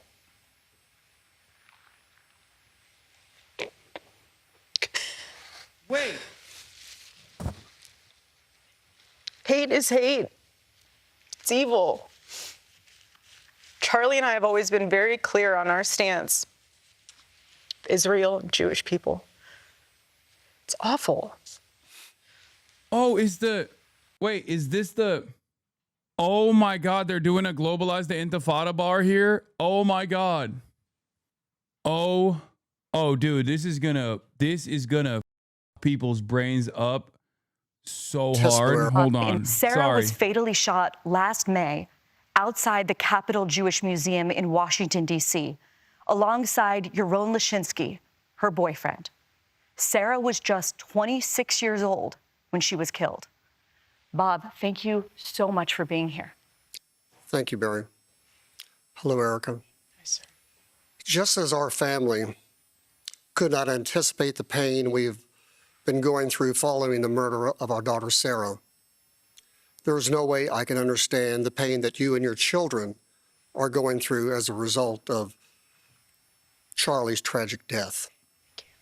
Our daughter was killed because of anti-Semitism, hate against Jews, and hate against the Jewish homeland, Israel. We know about the growth of anti-Semitism on the left, including here in New York City, where the mayor-elect still will not condemn the phrase, globalize the intifada. Yo, if this is such a scary phrase, which it's not, by the way, it's just only scary because it's Arabic, okay? No one would be complaining if they were saying globalize the uprising, okay? Just remember that always. But also, if it was globalize the uprising, they wouldn't be consistently saying it wrong. I can't stand when people are like, oh, this phrase is so scary, it's so damaging, it means murder all the Jews, and they don't even say it right. Every time, bro, every time. I cannot believe it. Oh, they globalize the enchiladas, globalize the infratada, globalize the empanada. Let's be honest, they probably will be complaining about uprising too. Yeah, but it wouldn't hit the same. It just wouldn't hit the same. It would be even sillier. Yeah, veganize the empanadas. Speaking of empanada, are you gonna respond to his recent video on you and Mike? No, of course not. I am a sheepdog, a shepherd for Zionism and the Democratic Party. I am a America loyal servant of the American Empire, America defender. What I want you to address is growing anti-Semitism on the SS on Piker. right, including Holocaust denial, anti-Zionism, and the normalizing of centuries-old conspiracy theories about Jews. Will you here condemn the individuals spreading that hate and speak out clearly enough against anti-Semitism so we can prevent another tragedy? Yes, sir. First of all, I'm so sorry. You and I are a part of a very small club. What? Painful. So wait, when it's the president saying the left must be assassinated, we got to go back to the drawing board and hold the parents responsible, you know? But when it's violent rhetoric coming from the left again, and maybe even the right, all of a sudden there is a words or violence narrative that you can arrive at. Interesting. I just think that's strange is all, you know? Kind of feels like this is a little bit one-sided. Why won't you tell him that, you know, it's up to the parents? It starts at home. Why don't you tell him it starts at home? I'm confused because that's what you said when you were asked whether you would condemn the president, saying that we should hang them all. Well, I don't understand why you're not telling the father whose daughter was killed that it just starts, it just starts with the parents. It starts with the home. But you're in good company, and I will pray for you. It sucks, doesn't it?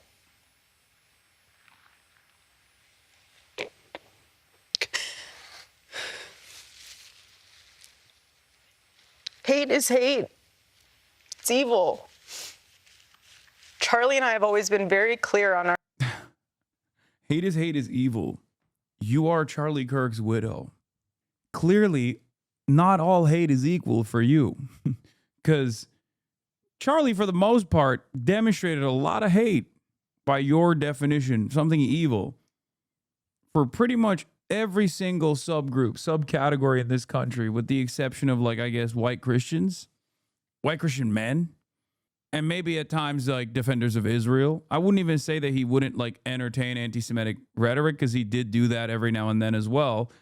Definitely a lot less than he did all of the other kinds of bigotries that he openly demonstrated and defended.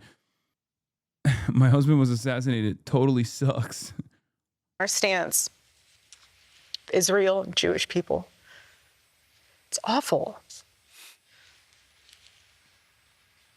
Awful. Anti-Semitism is what healing factor comes out of hating Jewish people? What healing factor comes out of hating Christians? What healing factor comes out? Hate Muslims in general. Nothing. Nothing. Charlie always would say very clearly, Jew hate was brain rot. He would always say it. We've been to Israel twice together. And to be able to walk in the place where our Lord walked and see the Bible come to life in Technicolor, how could you hate that place? How could you hate? Yo, wait, first of all, no mentions of Muslims, of course, but also, why did you bring up Israel now all of a sudden? He was talking about growing anti-Semitism on the West. Who brought Israel into the equation? What the fuck does that have to do with anything? I mean, he did, but like her own personal experiences with Israel is not pertinent to the conversation. I guess he mentioned Israel. Okay, fair. In the place where our life in Technicolor, how could you hate that place? How could you hate the Jewish people? Yeah, what Israel is doing, is very biblical.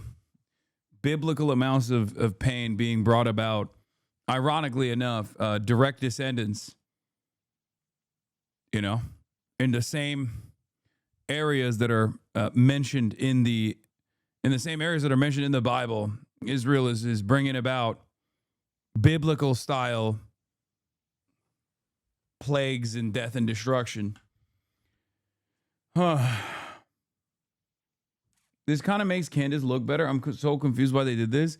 The reason why they're doing this is because they think they can they can address a lot of the talking points by bringing Charlie Kirk's widow directly. Like having Charlie Kirk's widow directly address these talking points that are matriculating, right? All over the internet.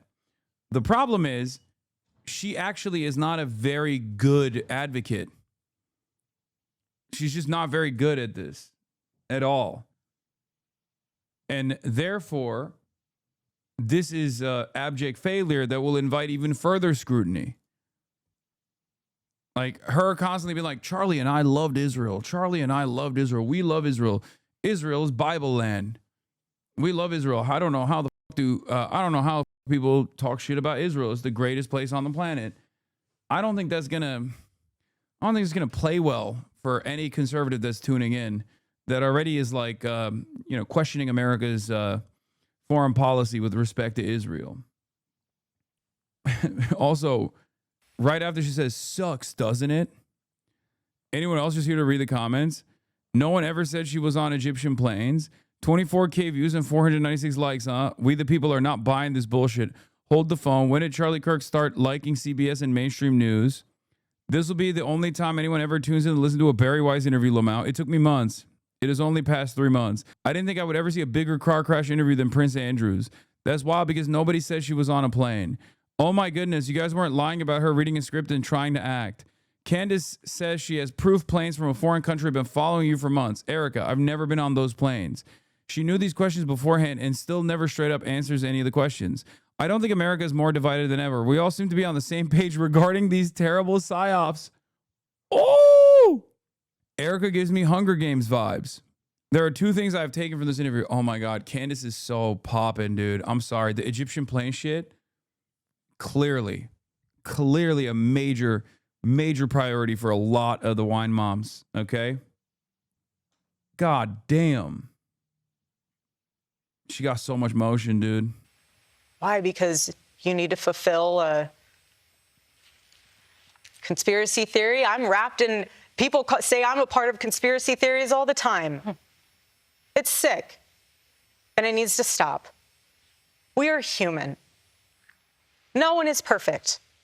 No Christian is perfect. Nobody's perfect. And neither is Israel. Except Israel is perfect. Don't question it. Okay. Ow.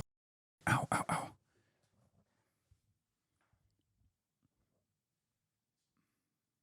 No Jew is perfect. No Muslim is perfect. We are broken, sinful humans in need of a Lord and Savior. And that's why it is so important to give your life to the Lord. Because once you do that and you fully surrender. Isn't he Jewish? The son, or the dude who was working for the Israeli embassy wasn't Jewish, but he's Jewish and his daughter is Jewish. She's like, hey, you need to succumb to the Lord right now. To the Lord, you have no room in your heart for hate. And so, sir, I am so sorry what happened to your daughter. I pray that does not happen, and I pray that that is something that we can somehow extinguish in this world.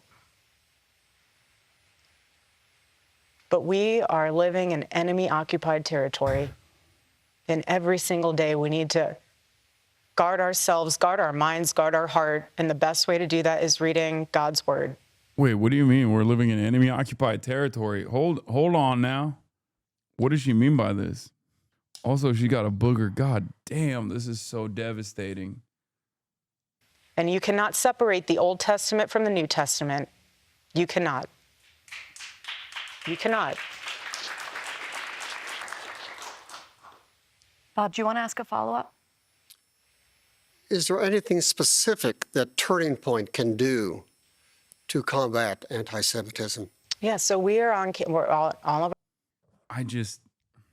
okay.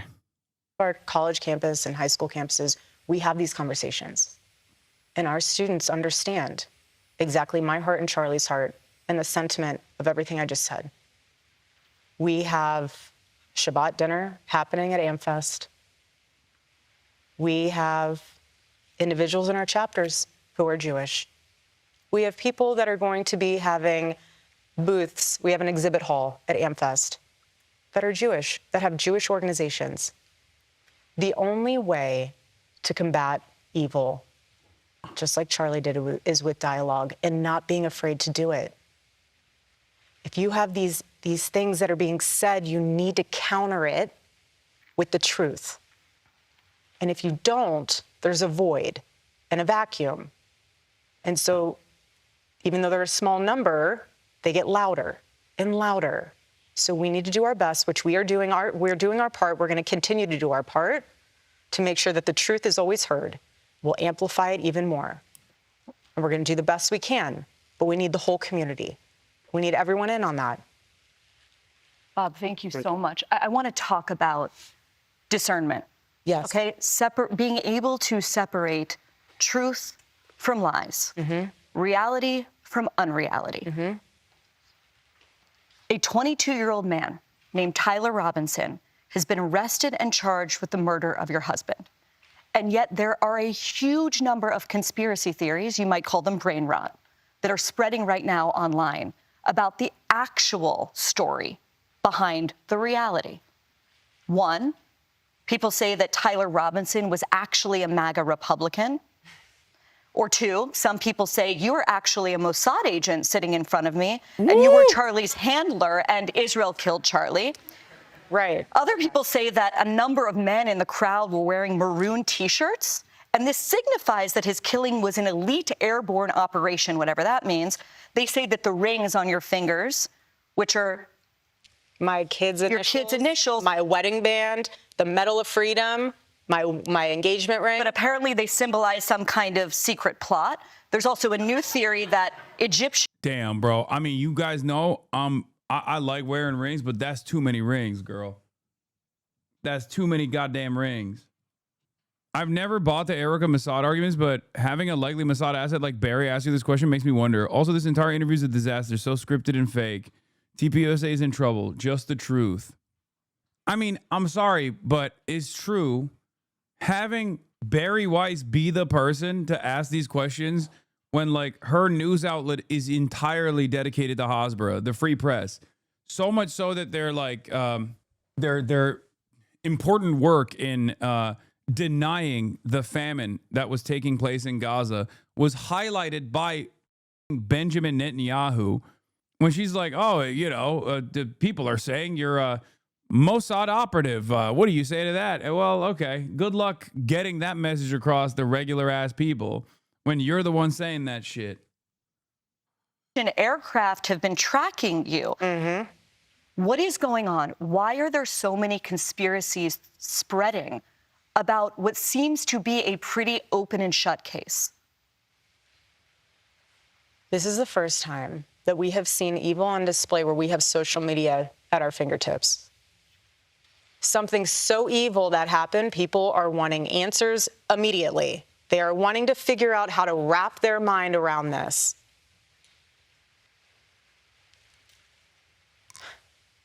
Egyptian planes. Egyptian planes. Do you believe that Tyler Robinson murdered your husband? Yes, I do. Why do you think it is? Dude, why does she look like that, bro? I don't know. Am I being hateful because she's like blue-eyed or something? Is that like a real thing? Like she's just got negative aura. Objectively evil aura. You're taking the bait from Bari Weiss. Is anyone else thinking that she's killing it? Nah, she's destroying, dude. Yeah, destroying something. Hey guys, I can't be alone in this, but I do feel like Erika Kirk really won me over in this. Why do you think it is so hard for so many people to believe that reality? Because it's too simple. Again, everyone always has to think there's more to the story. Well, sometimes there's not. I've seen the autopsy report. I've seen our case pulled together. I've been in constant contact with our lawyers, the prosecuting team. I've seen it all. And let me tell you this. Why in the world, why should we, prior to the trial, lay all of our hands and cards on the table for the defense team to see, to somehow then, I don't even know what they would do with it. But what I will say, and I want to get on the... Here's the problem, okay? A lot of people think the government had a hand in the assassination of Charlie Kirk, whether it be Israel or even the American government somehow. And when she takes a stance that is like in line with the prosecutorial team, I kind of understand why she would do that, because she wants, like, if she believes Tyler Robinson killed Charlie Kirk, then she wants Tyler Robinson to go to jail. She wants justice to be served. But for the average person, it kind of feels like she's not siding with her husband, okay? It feels like she's not siding with her slain husband and instead taking on the official government narrative. And I think that's part of the reason why a lot of people think like she doesn't give a shit about Charlie Kirk. The average person, yeah, I think a lot of normies, I think a lot more normies than you would suspect, legitimately think that there was something confusing about this assassination. Like, I think I'm alone and in the minority with my assessment, which is I don't think Israel did this. And that is to say, do I believe that Israel is incapable of doing such a thing? Of course not. That's not even what I'm saying. I just haven't seen enough evidence that Israel certainly did this, right? Like, I haven't seen enough evidence at all. And I feel like I'm in the fucking minority with that position. I'll have to ask around, but I think you might be in too deep. I mean, go read the profile I did for Variety. Someone learned that lesson the wrong way. Tomorrow, you're going to come back into the chat. I'm calling you right now and be like, holy shit. I asked 12 of my friends and 11 of them think Charlie Kirk was killed by Israel. I was so wrong. I had no clue. Because it's not like liberals already are automatically going to be against whatever the government is saying and doing because of the Trump administration, and they invite a lot of scrutiny and skepticism, right? Because it's Kash Patel that's like delivering the outcomes of this investigation, and he is a deeply untrustworthy person who looks ridiculous. But then also on top of that, like anytime this administration comes out, they are basically signaling that they're incompetent, right? So there's a lot of people who already don't trust the government for that reason. But now something unique is taking place. And that is that right-wingers also are no longer trusting the government. Right-wingers are supposed to trust Kash Patel. The reason why Kash Patel is in that place in charge of the FBI is so that the right-wingers eat up whatever the he says, because he's supposed to be like a trustworthy conspiratorial figure. That's the reason why he was hired as the FBI director. And nobody trusts him. The conspiratorial right do not trust him at all now. He is so not trustworthy that they trust Trump less as a consequence. Egyptian plane thing. We'll take a flight on that for a second. What I will say is what I'm worried about, and I'm fascinated, just from a legal standpoint, to see how the United Healthcare trial pans out. And I say that because this is the first time where we are seeing the implications. You're talking about Luigi Mangione. Correct. I'd prefer never to say any of their names. They do not even deserve the ounce of oxygen and breath out of my body. But what I mean is it's fascinating to see how social media will impact that court case, just how it might impact mine. Are you nervous he's not going to get a fair trial? I'm confused. Are you saying you do think it was Tyler Robinson who killed him? I mean, allegedly. I don't know.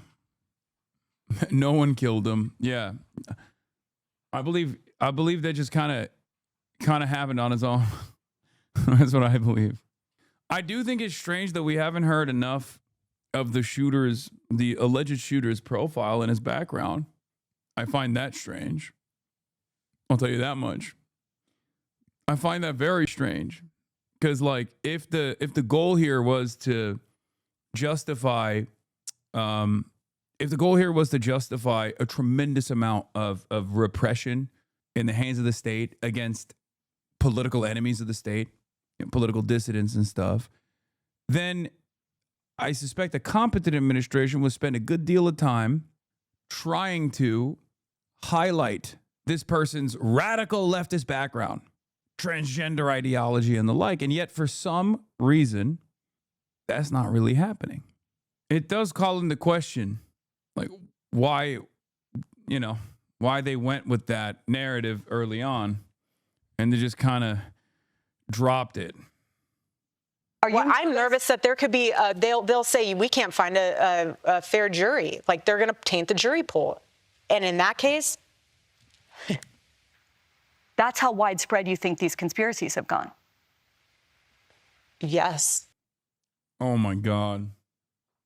It's just like with Tyler Robinson, it's the opposite. It's the administration that's like actively tainting the jury pool and saying that he's guilty without his day in court. I feel like there's not really a comparison here between the Tyler Robinson case and the Luigi Mangione case. The Tyler Robinson case is like Candace Owens talking about it. Yeah, it is pretty wild that her admission basically is we can't find 12 people in the state of Utah who don't think Israel did it. That's wild. Like, not even like that. I mean, that's not just Candace Owens. That's, shouts out to Israel, I guess. They did that. Good job. That's how mainstream they become. Okay. Egyptian planes. You want to talk about Egyptian planes? Okay. I was pregnant for 90% of those trips. Mind you, I've never, all those places they said I've traveled, I've never been. I mean, I've been, but I'm not within those dates that they've. But you even said you need to address No, but this is, things? yeah, but I do on that one, only because, from a humor standpoint, I intentionally, when I was pregnant, hid. Not because I was embarrassed, not because I didn't want anyone. Yes, we did keep it very private, but it's because it was a moment very sacred. I was growing a human inside of me, my baby. The world that Charlie and I live in is very toxic at times. Yeah. And when you are growing a beautiful child in you, I don't want to be around it. I want to enjoy eating my In-N-Out burger and my hot fudge sundae. That's what I want to do. I'm pregnant, and I have 9 months to own it. You really think I'm going to be on an Egyptian plane while I am wanting to be with my In-N-Out burger and my chocolate milkshake? No, I'm not. So if you want to go through my flight log, go right ahead. It's very boring. You say I was here on this date. I have a photo in my phone to prove that I actually was in the hospital because I was having contractions. So game on. Okay, I can't believe I'm defending Candace Owens here, except, as you guys know, I am a clandestine operator as well, myself. So I guess you can believe it. But she didn't say that Erika Kirk was on the Egyptian planes. She said that it was suspicious that the Egyptian planes, flight logs showed that there were Egyptian planes that were following Charlie Kirk's plane. She didn't even say that the Egyptian planes were following Erika Kirk. She was saying that there were planes that were Egyptian that were following Charlie Kirk around. I believe women. I don't know what to do here. I agree. It's tough. You really think I'm going to be on an Egyptian plane when I'm wanting to be with my In-N-Out burger and chocolate milkshake? Erika Kirk completely dodging the question by confronting a claim we never made. Literally, no one accused Erika or Charlie of flying on Egyptian planes. And no, you were not pregnant for the last 4 years. Oh my God. What is this? Economic Times? Candace Owens never said Erika Kirk was on the Egyptian planes. That's false. The planes traveled to the same location as Erika, not that Erika was on them. Nothing has been debunked from the statement on shows. Strawman argument. The correct statement I was looking for, I actually had no idea there were Egyptian planes that were there that day, and I had no idea why they seemed to have crossed into so many cities that Charlie or myself. Why don't you follow Candace? She blocked me. See? Although I'm a clandestine operator, Candace Owens blocked me many, many years ago. Like many, many years ago. Unfortunately, I'm not able to follow her. She has to hide the obvious connection between you two? Yeah. Good cover? Yeah. Would you follow her if you could? Yes. Where was I? I'm a clandestine operator. Anyway, in so many cities that Charlie or myself or other TPUSA faith people were speaking in, it could very well be just a coincidence, but I obviously sent that right over to the FBI just in case it's not. We're leaving no stone unturned. Have her on Fear End? Okay, dude. Wow, this is quite unexpected. Erika Kirk says she and Candace Owens are meeting. Turning Point USA was set to host a stream tomorrow to address Candace's various allegations and conspiracy theories. Candace Owens and I are meeting for, oh my God, they're going to kill Candace Owens. Oh my God. Oh my God. The girlies are fighting. No cameras? That's crazy. Wait, why did she block you? Brother, I don't think you guys understand. Until this last, Candace Owens is a pop culture analyst ass bullshit that she was doing that made her explode in popularity, even amongst wine moms and shit. Candace Owens was, and still is, one of the most aggressive white supremacist voices in American political discourse. Okay? And I stand by that statement and will continue to do so till the day I die, unless she genuinely changes her ideology. Okay? There's a reason why we jokingly call her Candace Owens. She believes basically that the opposite of everything that I believe. You know, except for some things. But even then, I think her opinion on Israel. But like, did you say something about her? I've said a million things about her. Yes, I've shit on Candace Owens for years. Probably the most around like the George Floyd commentary, where she was one of the. I have always maintained the position that she, like the role that she served was for white supremacists to feel more comfortable with their racist ass attitudes because she's a black woman saying the exact same things that they say. Okay? They're trying to bait you, just move on. I don't think this person is trying to bait me. I mean, so do a lot of people. So does she just block every person calling her out? I don't know. But I've been blocked for a long time, so I don't know. Yeah. Her role, I mean, yeah, I've said stuff. Nationalism is not a problem that is harming Black America. That it is quite ironic that I'm the only Black American that's sitting here, and yet the people that called this hearing haven't asked me a single question about my experience. I think that probably points to what I say the larger issue is that Democrats come up with the problems, they come up with the solutions, and Black Americans are basically used as props for them to get out their narrative and to ultimately control our vote using fear tactics. I also found it quite hilarious that when asked for actual numbers, nobody here could actually provide them because it's not actually a problem in America or a major problem or threat that's facing Black America. She's right.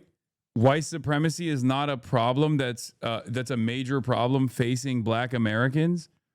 I know a chatter said that because that's far too funny for you. No, I used to make jokes like that all the time. I don't anymore because everybody says I'm racist whenever I make a joke about even the most like white supremacists, even if it's about like Candace Owens, people will literally be like, you're racist. There are a lot of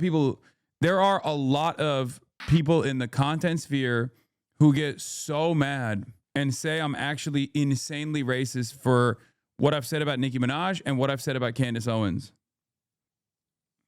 To be fair,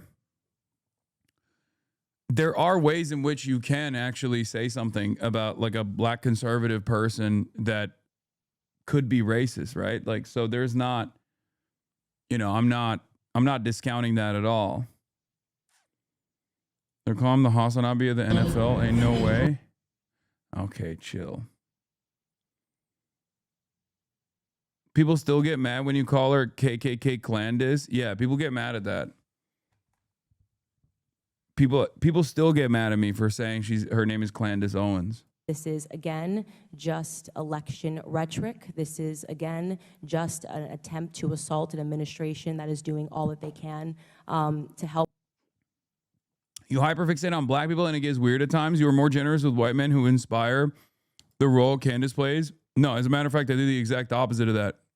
I routinely shit on liberals who do that, like the Black community has a homophobia problem or shit like that. I regularly rail against that kind of commentary. But it doesn't matter. Even though I do the exact opposite thing that you're saying that I do, like I said, this is the reason why I don't, make any jokes of any sort about Candace Owens beyond saying that she's Candace Owens any longer. Black America in every single regard, whether it's criminal justice reform, whether it's talking about real issues like school choice, which should be implemented to conquer some of these illiteracy rates that is actually harming the Black community. And I think it's unfortunate that we have this many hearings on something that is so small in America. That's completely wrong. People just hyper-focus on that shit and engage a specific audience to farm. Yeah.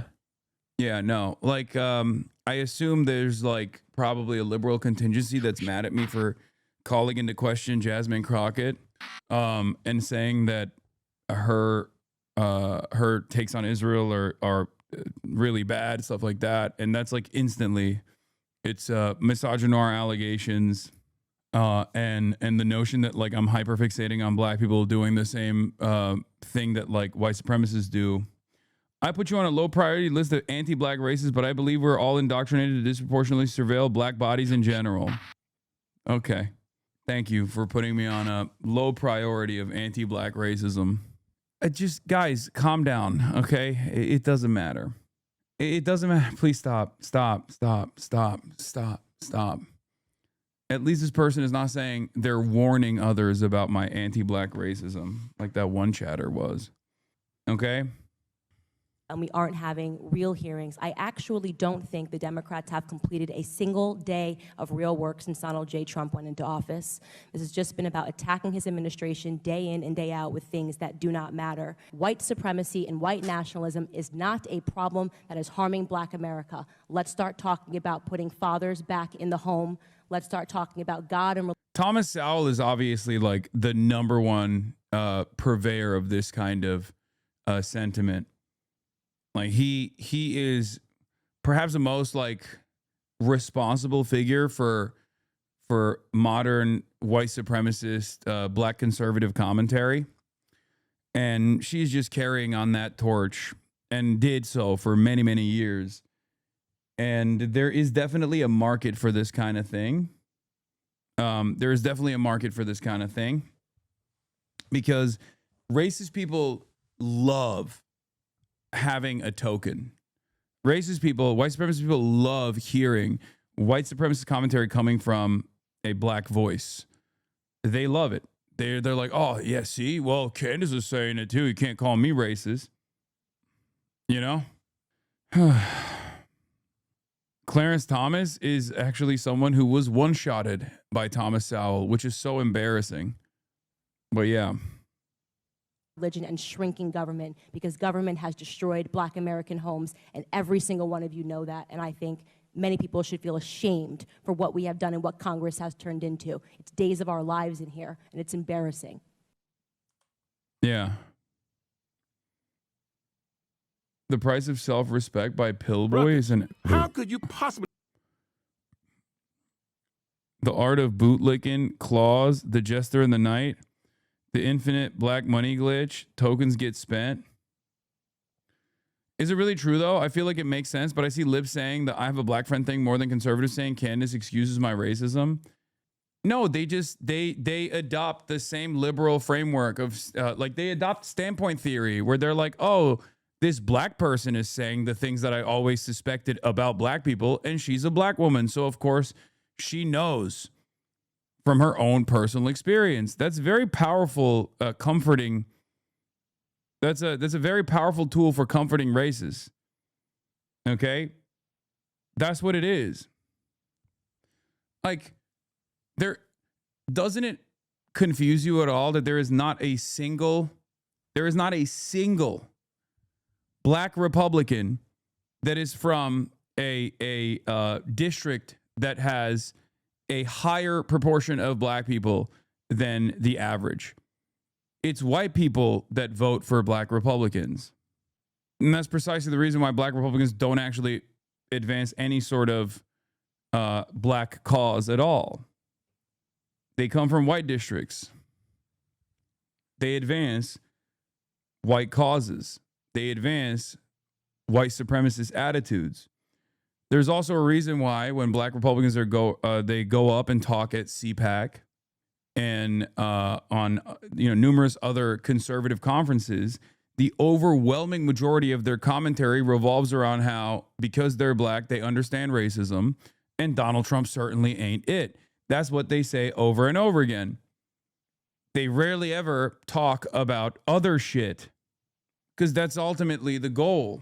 That's what they want. That's what the Republicans and the conservative movement, that's what white supremacists want out of black people. Okay? Like, for all conversations around liberals using and abusing the black vote, at least it's still black people voting for black liberal politicians, and many of which still do care about black issues. They care about their black constituents, as opposed to Republicans who very clearly do not. Anyway, we took a brief sidestep here about Candace Owens and her background and why I criticize her, but... The podcaster Candace Owens, okay?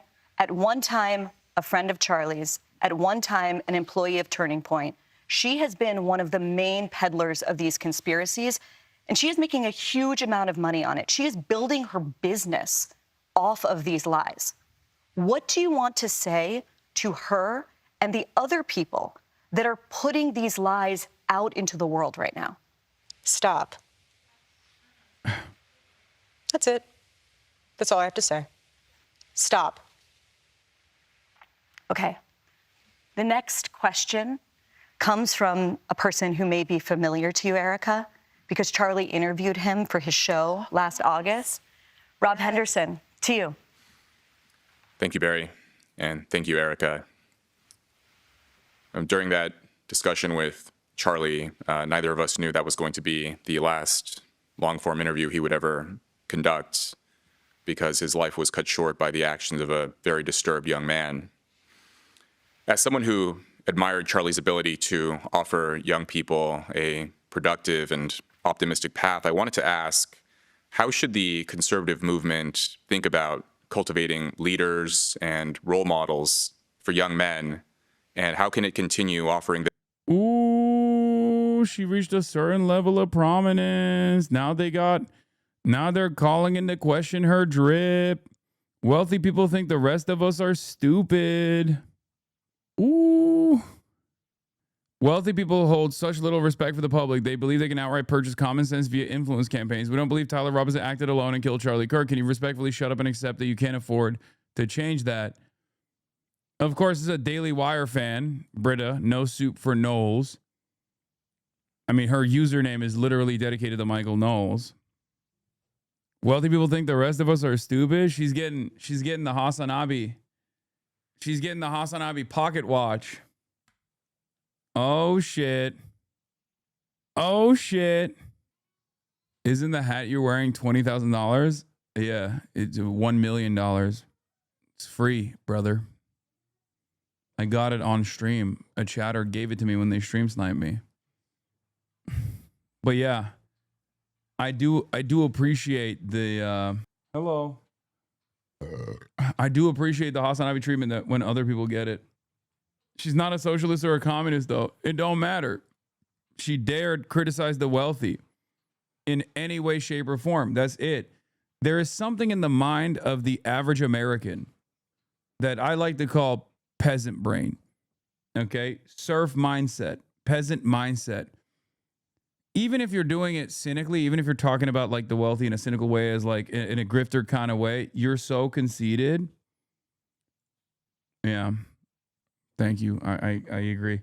But even if you say like, oh, the wealthy are you over, people will immediately start pocket watching you. It's just like crabs in a bucket. It's just crabs in a bucket. They go, wait, hold on. What do you mean? What do you mean the wealthy are stealing from me? Well, you're wealthy. How about that? Yeah, the Eilish effect. The Billie Eilish effect.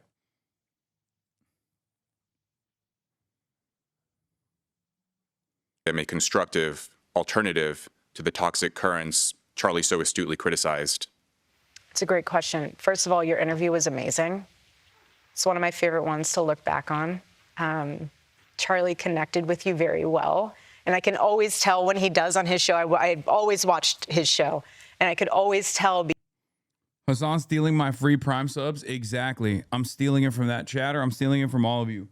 Give me your free Primes, your Twitch Primes. Give it to me.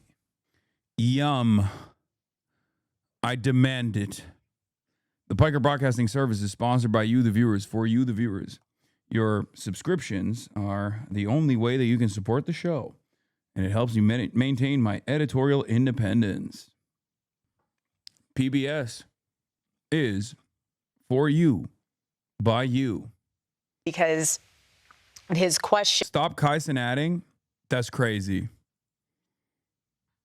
I think I do a call to action after someone primes me up in the chat, like what, twice or three times max a stream.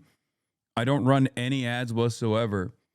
And I always tell you, you get emotes and stuff and the opportunity to rewind if you subscribe, but there's no like paywalls or anything like that.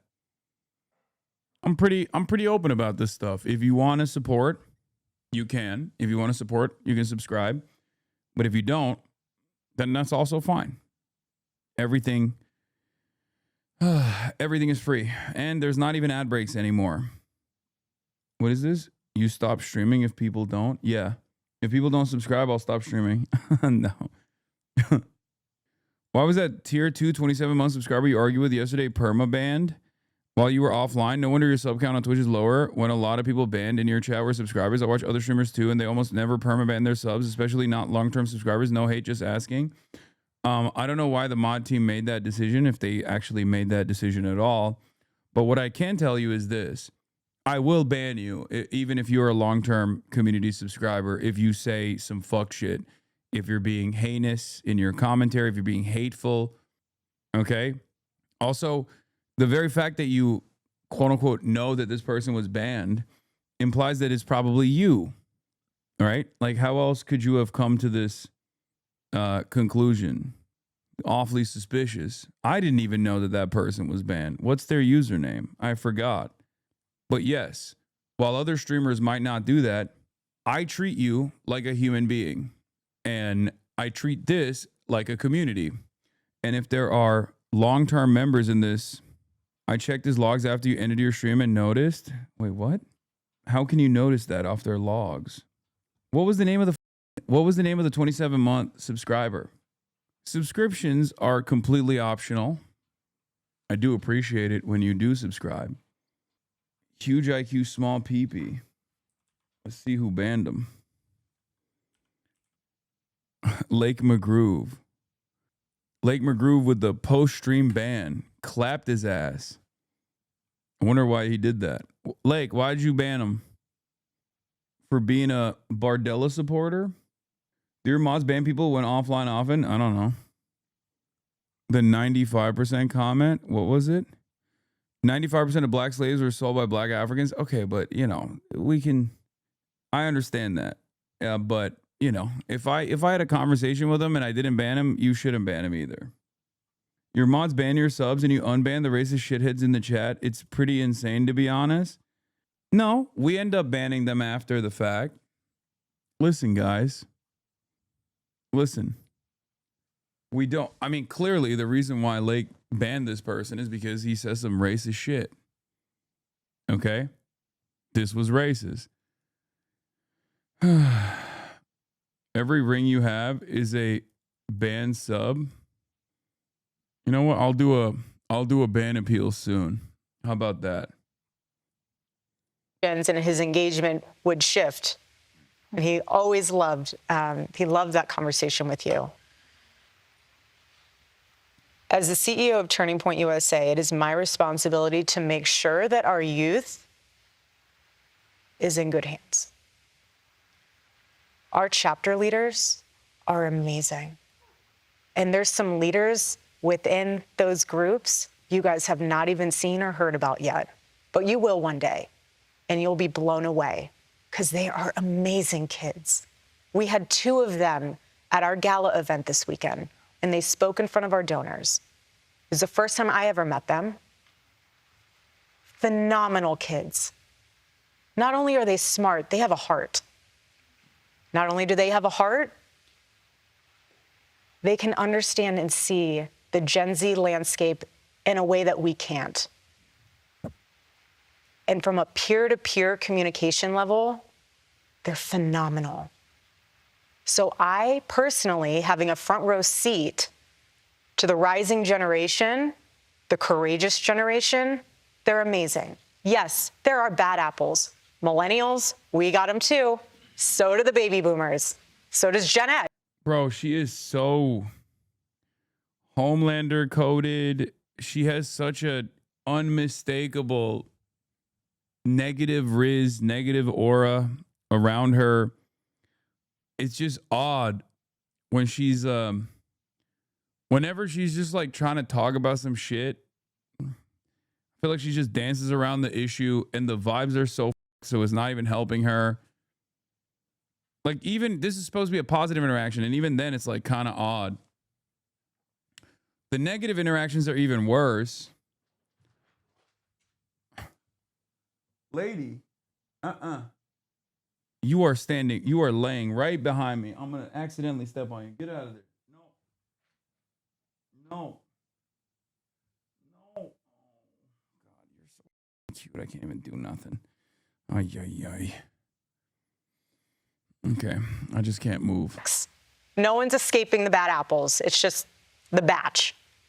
But it is our responsibility, my responsibility, our team's responsibility to make sure that our chapters are cultivating those leaders.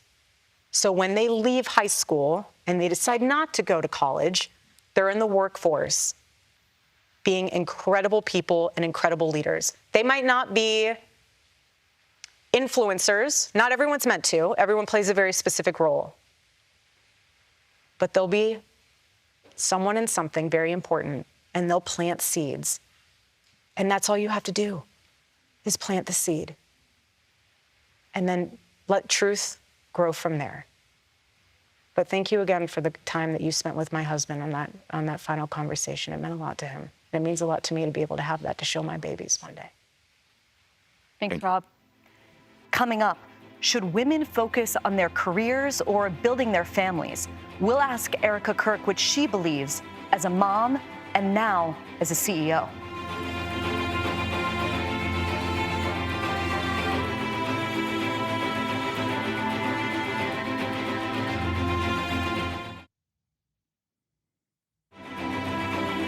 Welcome back. Erika, Charlie's last book, it wasn't about politics. It wasn't about policy. It was here we go. About the Jewish Sabbath, which... That's crazy. I can't be alone in thinking that's crazy. Are they trying to make people go insane? The very fact that they're like, the very fact that she's running around being like, buy the book is weird enough as it is, even if the book wasn't about the Jewish Sabbath and how much Charlie Kirk actually loved practicing Judaism as a person who tailored his entire career around being a Christian guy. Okay? It's nuts. Also, what book did Charlie Kirk actually write? Let's be real. Come on. Actually didn't go to college, okay? Not to say that you can't write a book if you didn't go to college, but I feel like if you're too busy running around the entire country, you're probably not going to have a lot of time. You probably have some ghostwriters for all of the books that you may or may not have written. But like, you have a problem with tradition. I feel like it's going to brick people. Otto Penn finished it. I mean, I guess he did actually do the Shabbat Shalom stuff. So I guess like that's not even a lie. If anything, I feel like this is going to make people hate Charlie Kirk even. Have a wonderful weekend, everybody. Shabbat Shalom. Good Shabbos. Turn off your phone. Enjoy your family. God bless America. See you guys Sunday night in Albuquerque. Wait, what is this? In Judaism, keeping the Sabbath as a Gentile is a capital crime. Real rabbit hole this opens up Lamau. No. Wait, really? Charlie Kirk on observing the Sabbath. Well, here is Max Nordau, who isn't even Jewish, by the way. Isn't that a doozy? A major ultra-Zionist on the timeline who says he's Jewish, but he actually isn't. I think he's like a British wasp LARPing as though he's Jewish. Wait, Yehuda, is that why Israel killed Charlie Kirk? Because he did a capital crime. I'm sorry. I don't believe that there is enough evidence that Israel killed Charlie Kirk, okay? I need to be sincere. That's what my 12-year-old brother said. Your 12-year-old brother is connecting the dots.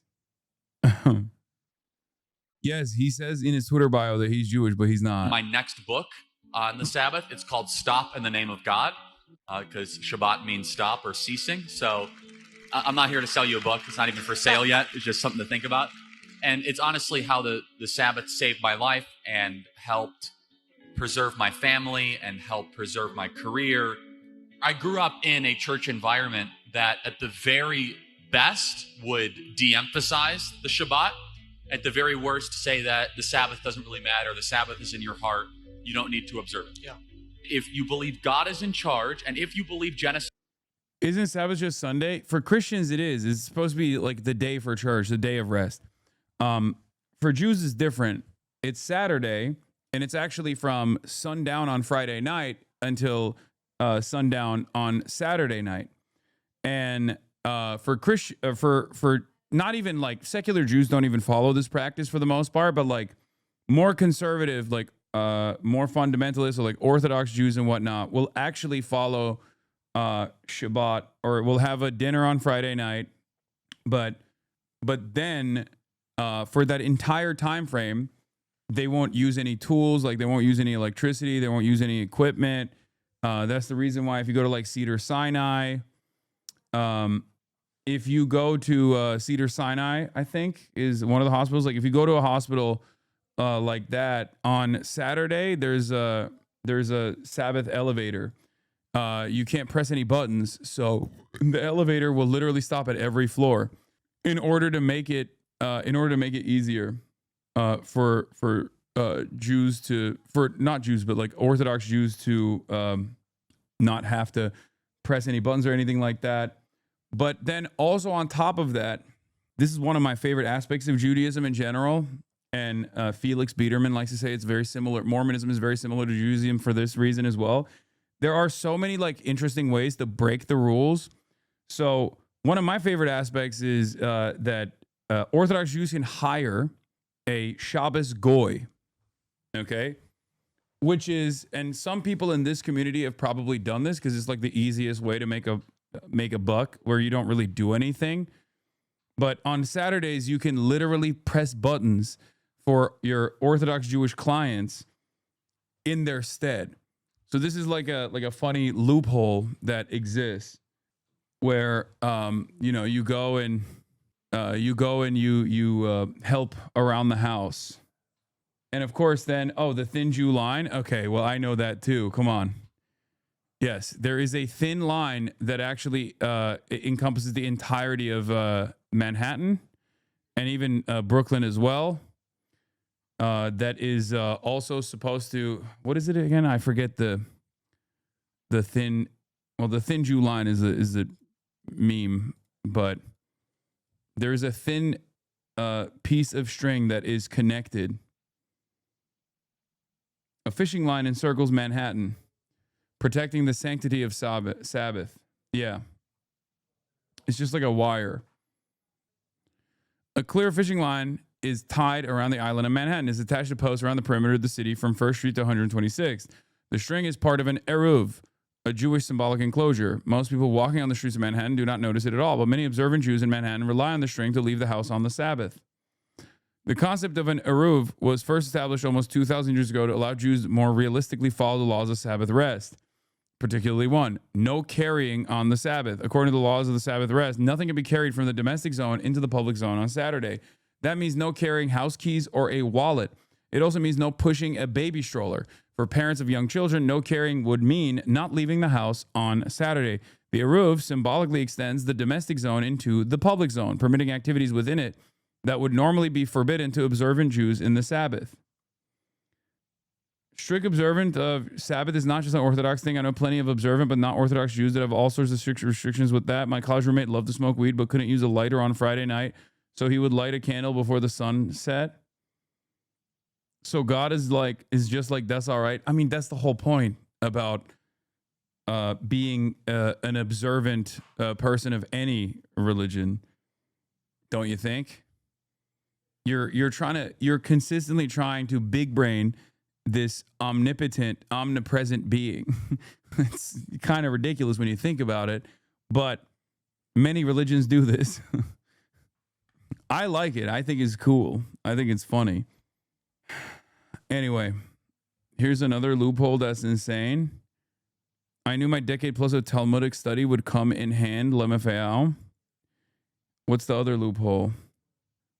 What is this? Sell your chametz for Passover? What does that mean? Since it's prohibited to possess chametz on Passover, any chametz left undisputed must be sold to a non-Jew. All such chametz, as well as all chametz utensils, were not thoroughly clean, should be stored away. The storage area should be locked or taped shut for the duration of the holiday. Oh, it's the bread.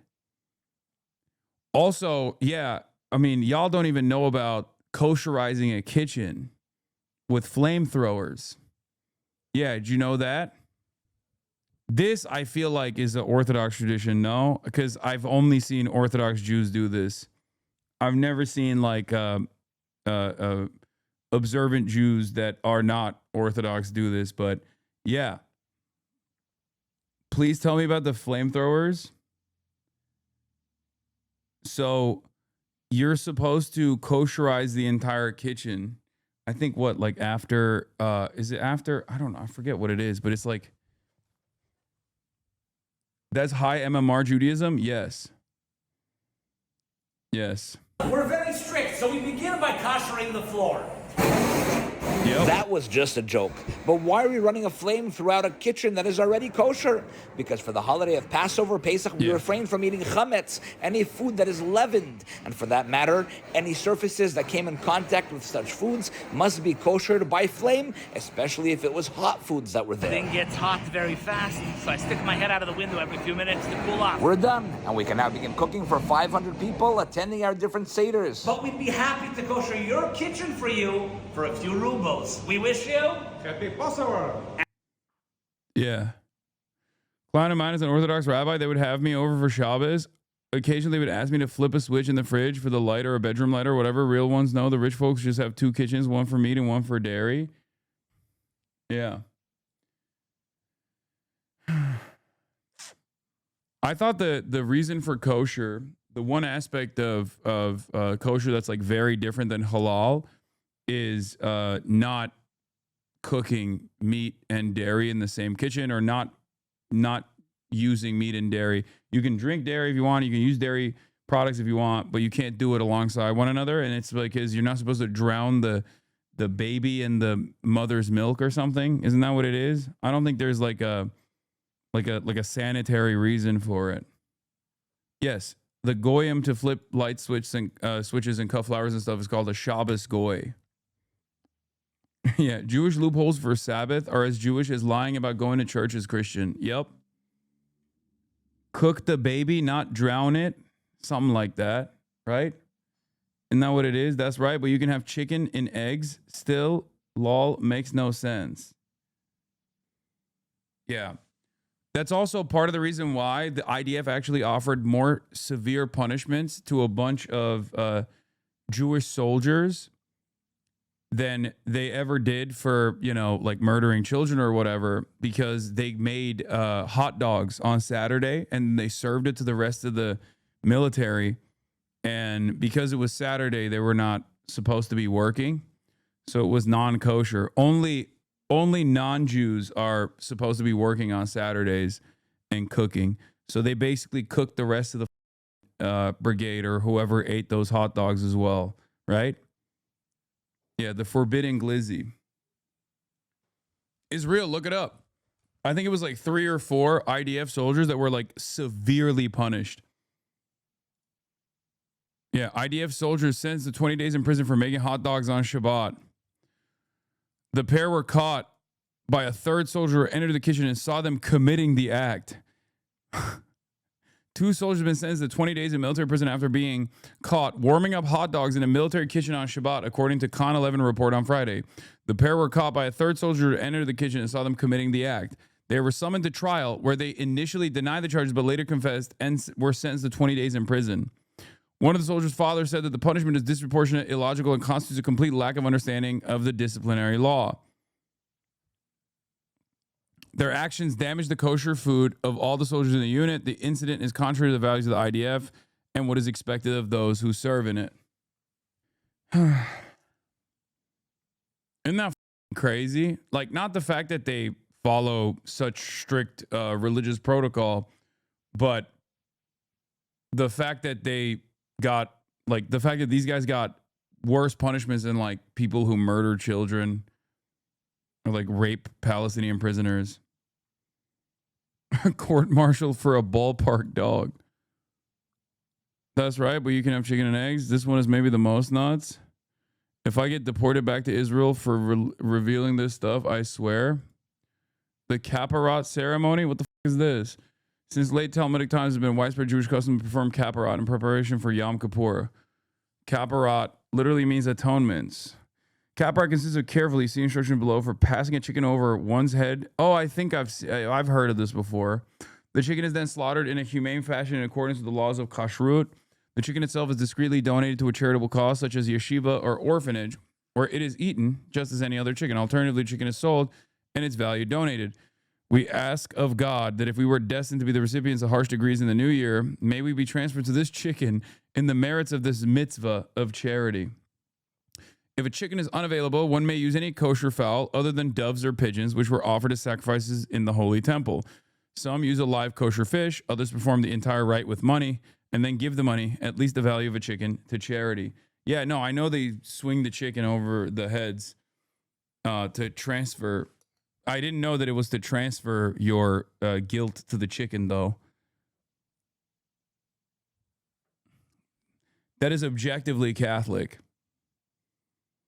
which I guess came after. So technically, they might have stolen that from the Jews. The more you know. We don't transfer our guilt. Catholics internalize and hold on to the guilt. Wait, I thought that Catholics also, I mean, they do confession. Isn't confession supposed to, you say, 10 Hail Marys and then you're forgiven or something? So what happens to the orphan that ends up eating the chicken? Does the guilt transfer to the orphan, the unsuspecting orphan? How does that work? Or is it just gone when the chicken is dead? No, because it was donated. Anyway, all right. What the fuck am I doing? We got into this rabbit hole because we were looking at Charlie Kirk. I was describing to you the non-Jewish Charlie Kirk following the Jewish practice of Shabbat, not in a Christian way, but in a Jewish way. Genesis 1:1, because the Shabbat is a question of whether or not you believe Genesis 1:1. And if you believe Genesis 1:1, then you honor the Sabbath. If you have questions about Genesis 1:1, in the beginning God created the heavens and the earth. Bro, this got to be philo-Semitism, right? Am I crazy? Can the Jewish Hasanabi heads correct me if I'm wrong on this? But like, this is like Earth, which is Bereshit, right, is the first truth claim of the scriptures. Then on the seventh day you rest. He's also trying to like engage in some sort of like religious copium to try to tie it back to Christianity somehow. You know what I mean? He's like, no. It's actually the Christian way to do this thing that like many Jews don't even do. Like, that's crazy. Like, this would be very weird. If Charlie Kirk came out, okay, I'm Muslim. I'm not a very good Muslim. I'm not a practicing Muslim, right? But if Charlie Kirk came out and was like, well, the Bible also tells me to wash my body, my belly button, behind my ears 5 times a day, and then get a prayer mat out and present it in the direction of the Kaaba so I can pray. Or, as a Christian, I practice fasting during Ramadan from sun up to sundown. No drinking water, no eating food, no nothing. I'd be like, that's insane. That's wild. Okay? That's a wild thing that you're doing. Why are you doing that? I don't even do that. I can't believe you're doing that without being Muslim.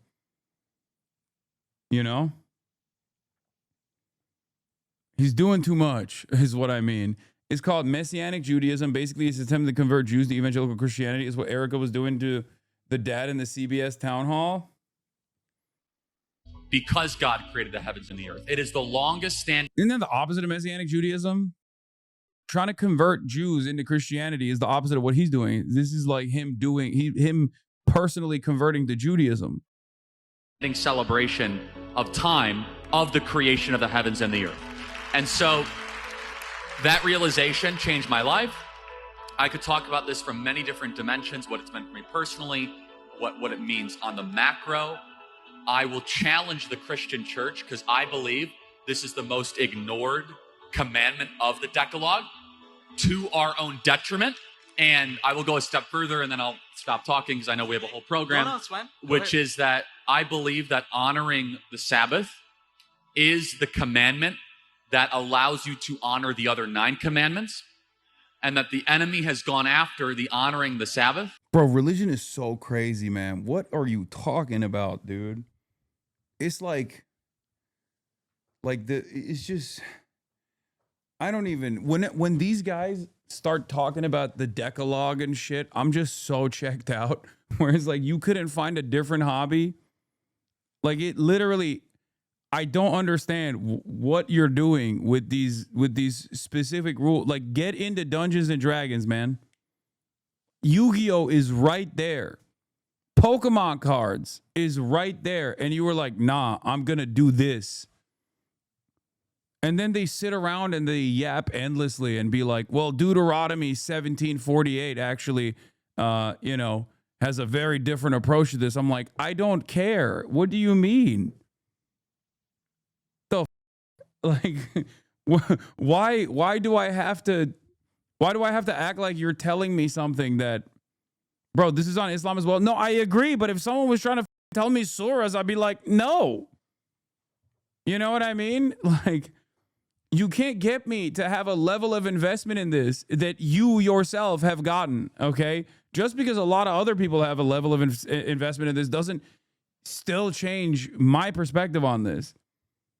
To me, it reads as like, you're doing Elden Ring lore, except Elden Ring lore is actually cool and interesting. No, the claim is that Jesus fulfills Judaism, so Jews should go all the way and follow Jesus. So you're a Jew who believes in Jesus while honoring the Jewish traditions as well as Christian ones. You keep the Old and the New Testament laws and practices.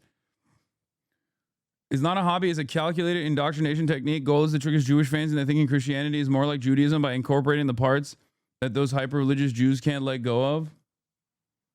Yeah,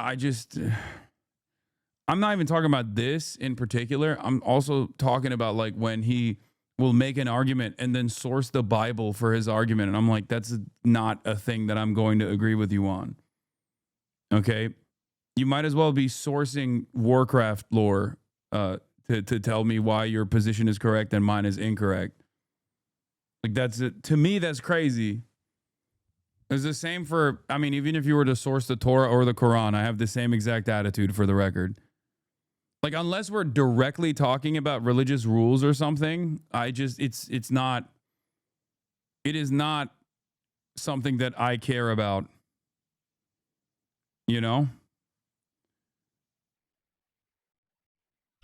Because then it is easier to weaken the other 9. And I'll prove it to you. If you're honoring the Sabbath, it's definitionally easier to honor your mother and father because you're not working that day and you're with family. If you're honoring the Sabbath, it's easier not to covet your neighbor's wife because you're not around your neighbor's wife, you're with your family. And you're filled with gratitude that day. When you're honoring the Sabbath, it's easier to have no other gods before God because that day is built in time as a temple, as a sanctuary to put God first, to not have idols, to not take the Lord's name in vain. The other 9 commandments are made easier, are made more accessible for our broken, fleshly, depraved nature if we prioritize the Shabbat. Powerful, isn't it? This isn't about legalism, it's about accepting a gift from God, a gift of rest and relationship. Don't just take His word for it. I challenge you, open your Bible, read the 4th commandment, and then set aside a Saturday. See for yourself if you experience what Charlie did. Isn't it easier to cheat on your wife if the other woman isn't working? Yeah, if you're not at home, I guess. I don't know. Where the challenge does. Yeah, dude. Except low-key, because of all the restrictions, it's literally a challenge. It's not like he's saying, oh yeah, just take some time out on Saturday and don't work. It literally does turn into work in and of itself because you can't even flip a button. That's the reason why there's so many rules around it. You can't leave your house unless there is a string. If you're going to carry shit, I don't know. I'm telling you, he got too deep into the lore and accidentally converted himself into Judaism. The Hadith book says the Messenger Muhammad, peace and blessings upon him, said, a strong believer is better and more beloved to Allah than a weak believer. Although every individual possesses some sort of virtue, endeavor to participate or facilitate activities which will be of benefit to you. So technically, gaming is recommended as it's good for this community, Hasan. That's an insane way to wrap up this part of the broadcast. Okay, let's finish the Erika Kirk town hall, please. He kept for 25 hours, starting sundown on Friday night through sundown on Saturday night. What made Charlie so passionate about this subject? He was on the verge of burnout, and he thought to himself, what can I be doing? And he always loved the 10 Commandments. And then he saw it, honoring the Sabbath. And he realized that if you don't, this one commandment, this one, if you don't honor it, you're the one who misses out on the gift, not God. Are you keeping it? I'm trying my best. Oh, that's a no. It is. I feel close to him. I break it apart, though. So instead of a full 24 straight, I'll break it apart only because my mom's sick and I need to be available. Okay, well, yeah, okay. Well, that doesn't work that way, huh? Christians love lying. No, she basically said, nah, I'm not doing it. I'm not doing it. Yeah, skill issue. Me, I'll stay in bed all Saturday if I wanted to. It's just like, this is literally on Sunday? No, they filmed it beforehand, but it was released on Saturday night. Yeah, I do fasting for Ramadan, just in pieces. So you ain't pressing no buttons on Saturday. If I catch your ass tweeting on Saturday, I'm calling it out. The hell do you mean? Because I'm her medical power of attorney, so I need to be available if something happens. And so I make it what works for me. But that's what was so beautiful about that. Charlie wasn't legalistic about it. He's like, make it your own. Erika, you have made a lot of comments that a lot of people have noticed about women, suggesting, you know this, right? Suggesting that women should get married young, that they should have children young, that they should prioritize family over their careers. And at the same time, you are now doing both. You now have 2 young children, I think both under the age of 3. And you're the CEO and chairwoman of Turning Point. Square that for us. Right. Some people look at you and say, you know, she's trying to make it a binary choice. You can be the trad wife or the girl boss, but look at her. She's having both. Well, what do you say to them? Right. Well, I didn't ask for this. Obviously it's a blessing that I view it as a blessing. It's a duty to my husband. But I was very happy being a stay-at-home mom. There's nothing wrong with being a mother. There's actually more beautiful and emotional and powerful job title, if you will, being a mother. And for me, I experienced what it was like living in New York, living that boss babe culture. But when I met Charlie and we had our babies, I was in it. That was all hands on deck. I would take that world in a heartbeat. Always. But you know what? There was never any daylight between Charlie and I, and his mission was my mission. So stepping into this role is not so much a job title. This is not a 9-to-5 for me. This is something that I'm very passionate about because it's still a remaining breathing version of my husband, this Turning Point USA. So this organization is not just a company to me. And the staff and employees are not staff and employees, they're family. And so for me, it's a lot different and a lot deeper than a career. This is very personal. But yes, it is hard. But at the same day, it takes a village, and I have one heck of a village. We have a woman here that has a question perfectly calibrated to this part of our conversation. I want to hand it over to Isabella Reggi.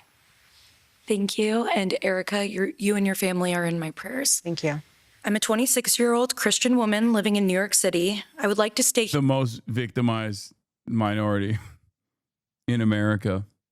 I hope you're safe, Isabella. It is definitely the constantly under attack. I can't think of a more under attack group of people than conservative Christian women in New York City. The den of sin. Living under the caliphate of Zohran Mamdani. Here long term, but I wonder whether it's sustainable. Do you believe there's a place for women like myself in modern cities who care about having a career, but also marrying a like-minded Christian conservative man? Well, yeah. So it just depends on where you're looking. You know, if you're on the I app. thought you were talking about marketing professionals. That too.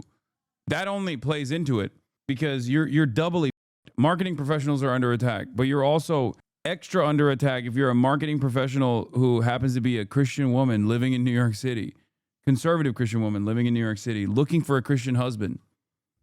Apps. I don't know if you're on the apps. I don't know if I'm not going to ask you your personal journey, but what I will say is when I lived out here, I was here for 5 years.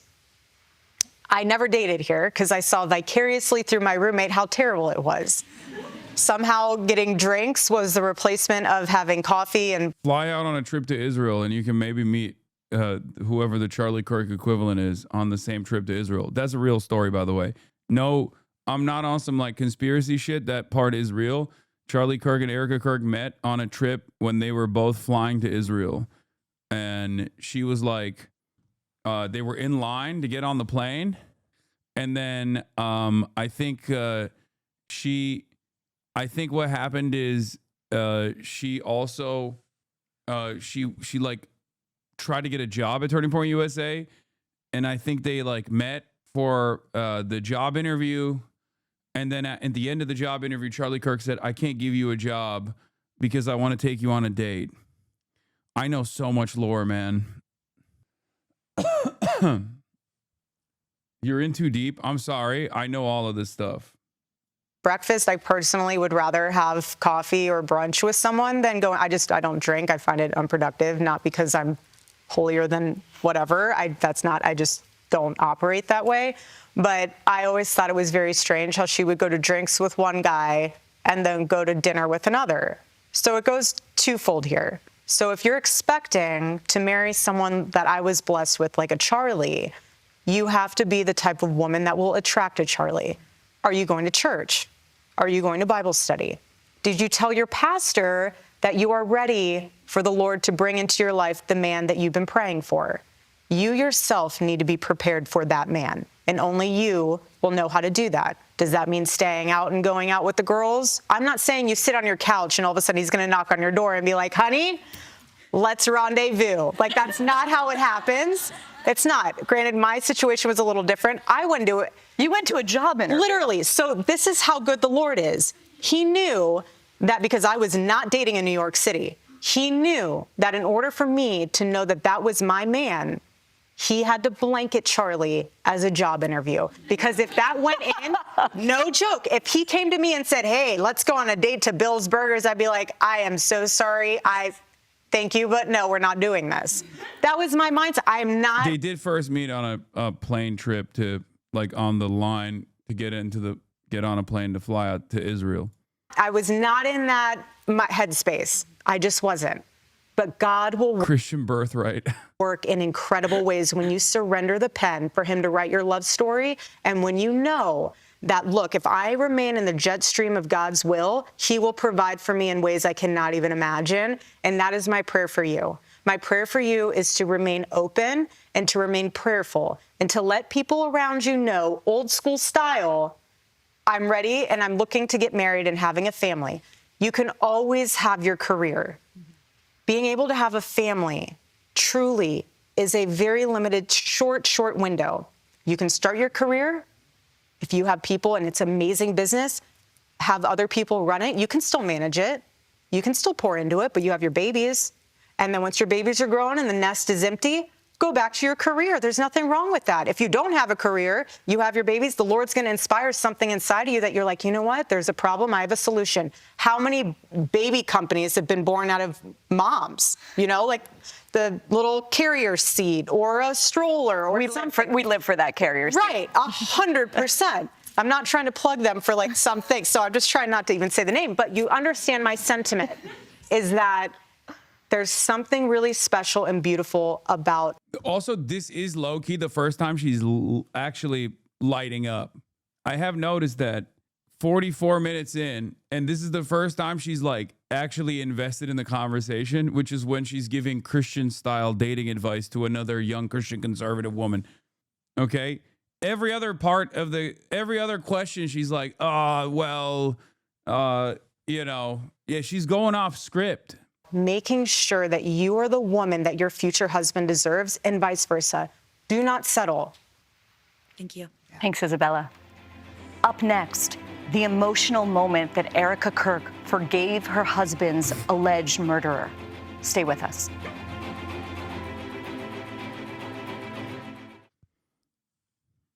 Bro, this is making fetch happen. Okay? You're not gonna make fetch happen.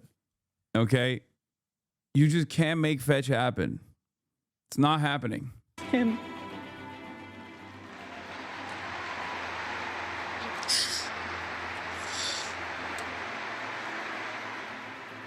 I forgive him because it was what Christ did and is what Charlie would do. Erika, that moment that we just watched was yeah, she was forgiving Benjamin Netanyahu. I gotta stop doing that. I can't stop doing that. She was between you and I wouldn't forgive Benjamin Netanyahu, but she was.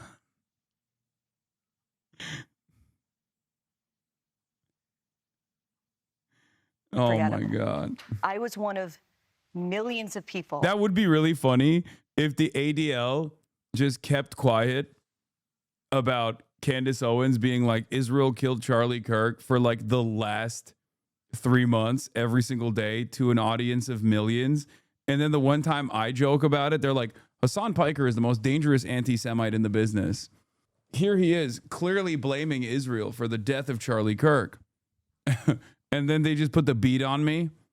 Instead of yelling at Candace Owens, I'm the main conspiracy theorist here.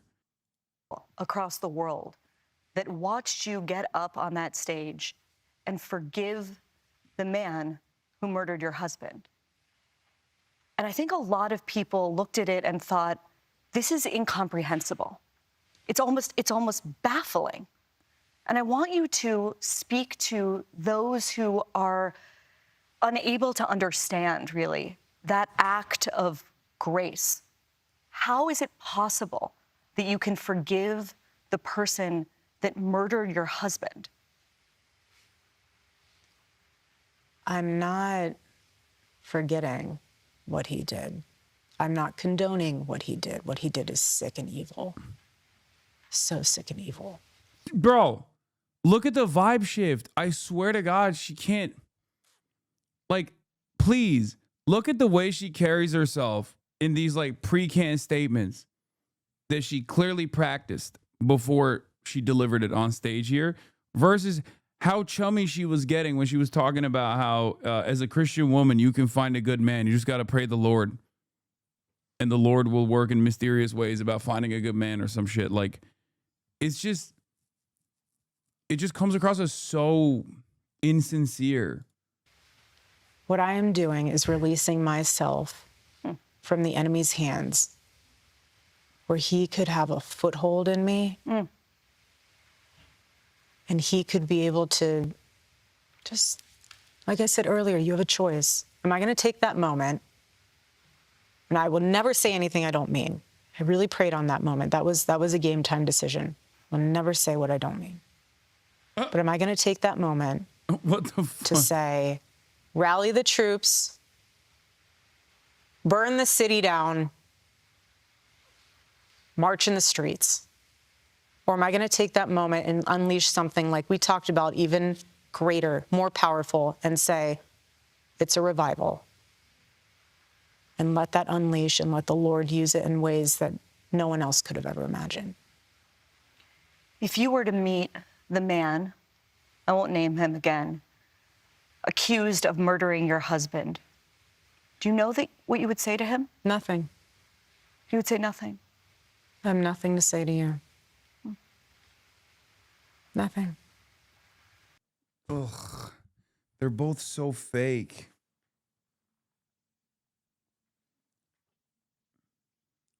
Like, I feel like if she was like, yeah, I'd be like, you piece of shit. I feel like that would be more impactful than what's going on here. Like, oh, nothing. And then Barry has to also act like she's genuinely captivated by this conversation that's taking place. They're both phony as. A difference, Erika, between forgiving someone in a religious and spiritual sense, but also wanting justice for them here on earth? Oh my God. But we serve a just God. And I rest easy in knowing that he's sovereign, but he's just. And so let the Lord handle that. I want to bring in our final audience question for tonight. I want to turn it over to Joe Lavoie. Hi, thank you. Your faith in this process has been inspiring, and that inspires this question. How are you able to trust God amidst unfair and immense suffering? Against conservative Christians, conservative white Christians in America, experiencing daily struggles, experiencing daily adversity brought about by non-Christians existing in their space. How do you keep believing, Erika? One of my favorite books in the Bible is the book of Job. And what's so powerful about that book is that you read it and you go along and you say, how could bad things happen to good people? But what happens at the end of that book? Guys, you know what's really crazy about what we just watched for the last like 3 hours, even though it's like a 48-minute video? This is on CBS, brother. This is supposed to be their like premiere town hall that Bari Weiss was supposed to bring up. This literally is it's like the Christian network. Like, I feel like this is the type of shit that you would watch clips of after they posted it on like some kind of third-rate Christian broadcasting network. You know what I mean? Slammed in between two devil-looking televangelists. It's so strange. 700 Club ass vibes. Yeah, it's just like down to the way that it's shot, down to like the conversations that are taking place. Like, I don't think this is going to cause Americans who are tuning into CBS to be like, wow, I'm overcome with emotion about following my Christian faith. How the like this is strange, man. They're PragerUifying CBS News. Okay. God does restore. He does. Even more so than Job had prior. But when did that happen? It happened when Job prayed for his friends. Even though they were against him, even though there was all this drama, he prayed for his friends. You can call them enemies. That's not saying, oh, Lord, my enemy is like, no. There's boldness in being able to say, Lord, do what only you can do. And the Lord restored what Job had lost. That's how. We'll be right back.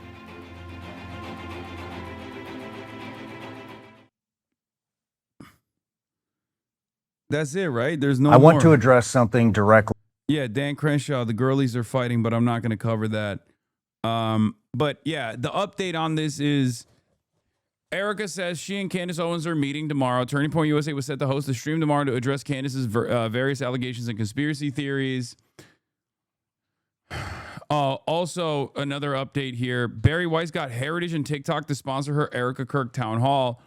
Other marketers who lined up for CBS News' Erika Kirk Town Hall included companies whose products and services may have dovetailed with the viewers who tuned in to see the show. Among the Town Hall sponsors were the Conservative Heritage Foundation, Hallow, a mobile app for Christian prayer, Stay Prayed Up. Shouts out to Marky Mark. That's the one, right? That's the one, right? David, a new animated film from Angel Studios, which specializes in faith-based content. the one that's doing the Animal Farm as well, and the International Fellowship of Christians and Jews. A small handful of more mainstream advertisers, including Spotify and TikTok, was also present. Yeah, Angel did Sound of Freedom, and also recently the thing that we were looking at, Animal Farm. Anyway, Candace also has said, I'm very much looking forward to this discussion, responding to Erika Kirk.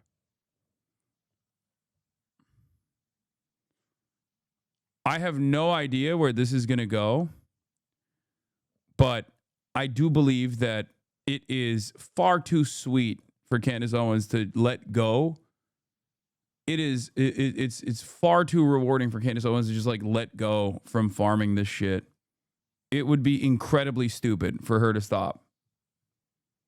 And no, I'm not going to watch the extended cut that has 17,000 views. That's crazy. Especially because if she falls in line now, after having a private closed-door meeting with Erika Kirk, then everyone's going to be like, you're fake. You're fake as shit. And that opens up a new void in the leadership structure. And I will be taking it, okay? That's right. I'll be getting into the if Candace Owens drops the ball, I'm gonna take over. I'm the real clandestine operator, okay? I'm the one who will carry the flame. We are Charlie Kirk. I stood unshaken, you know? So it's you're on notice, Candace Owens. You lack the ability to do so, and that's what you think. The f*** do you mean? I love conspiracy theories. You think I can't pull that shit off? You're out of your dang mind? I don't know if you're full-scale evil enough. No, I'm going to do it. I'm going to evil max. Hasan Reactions is one of the best ones in the React channel.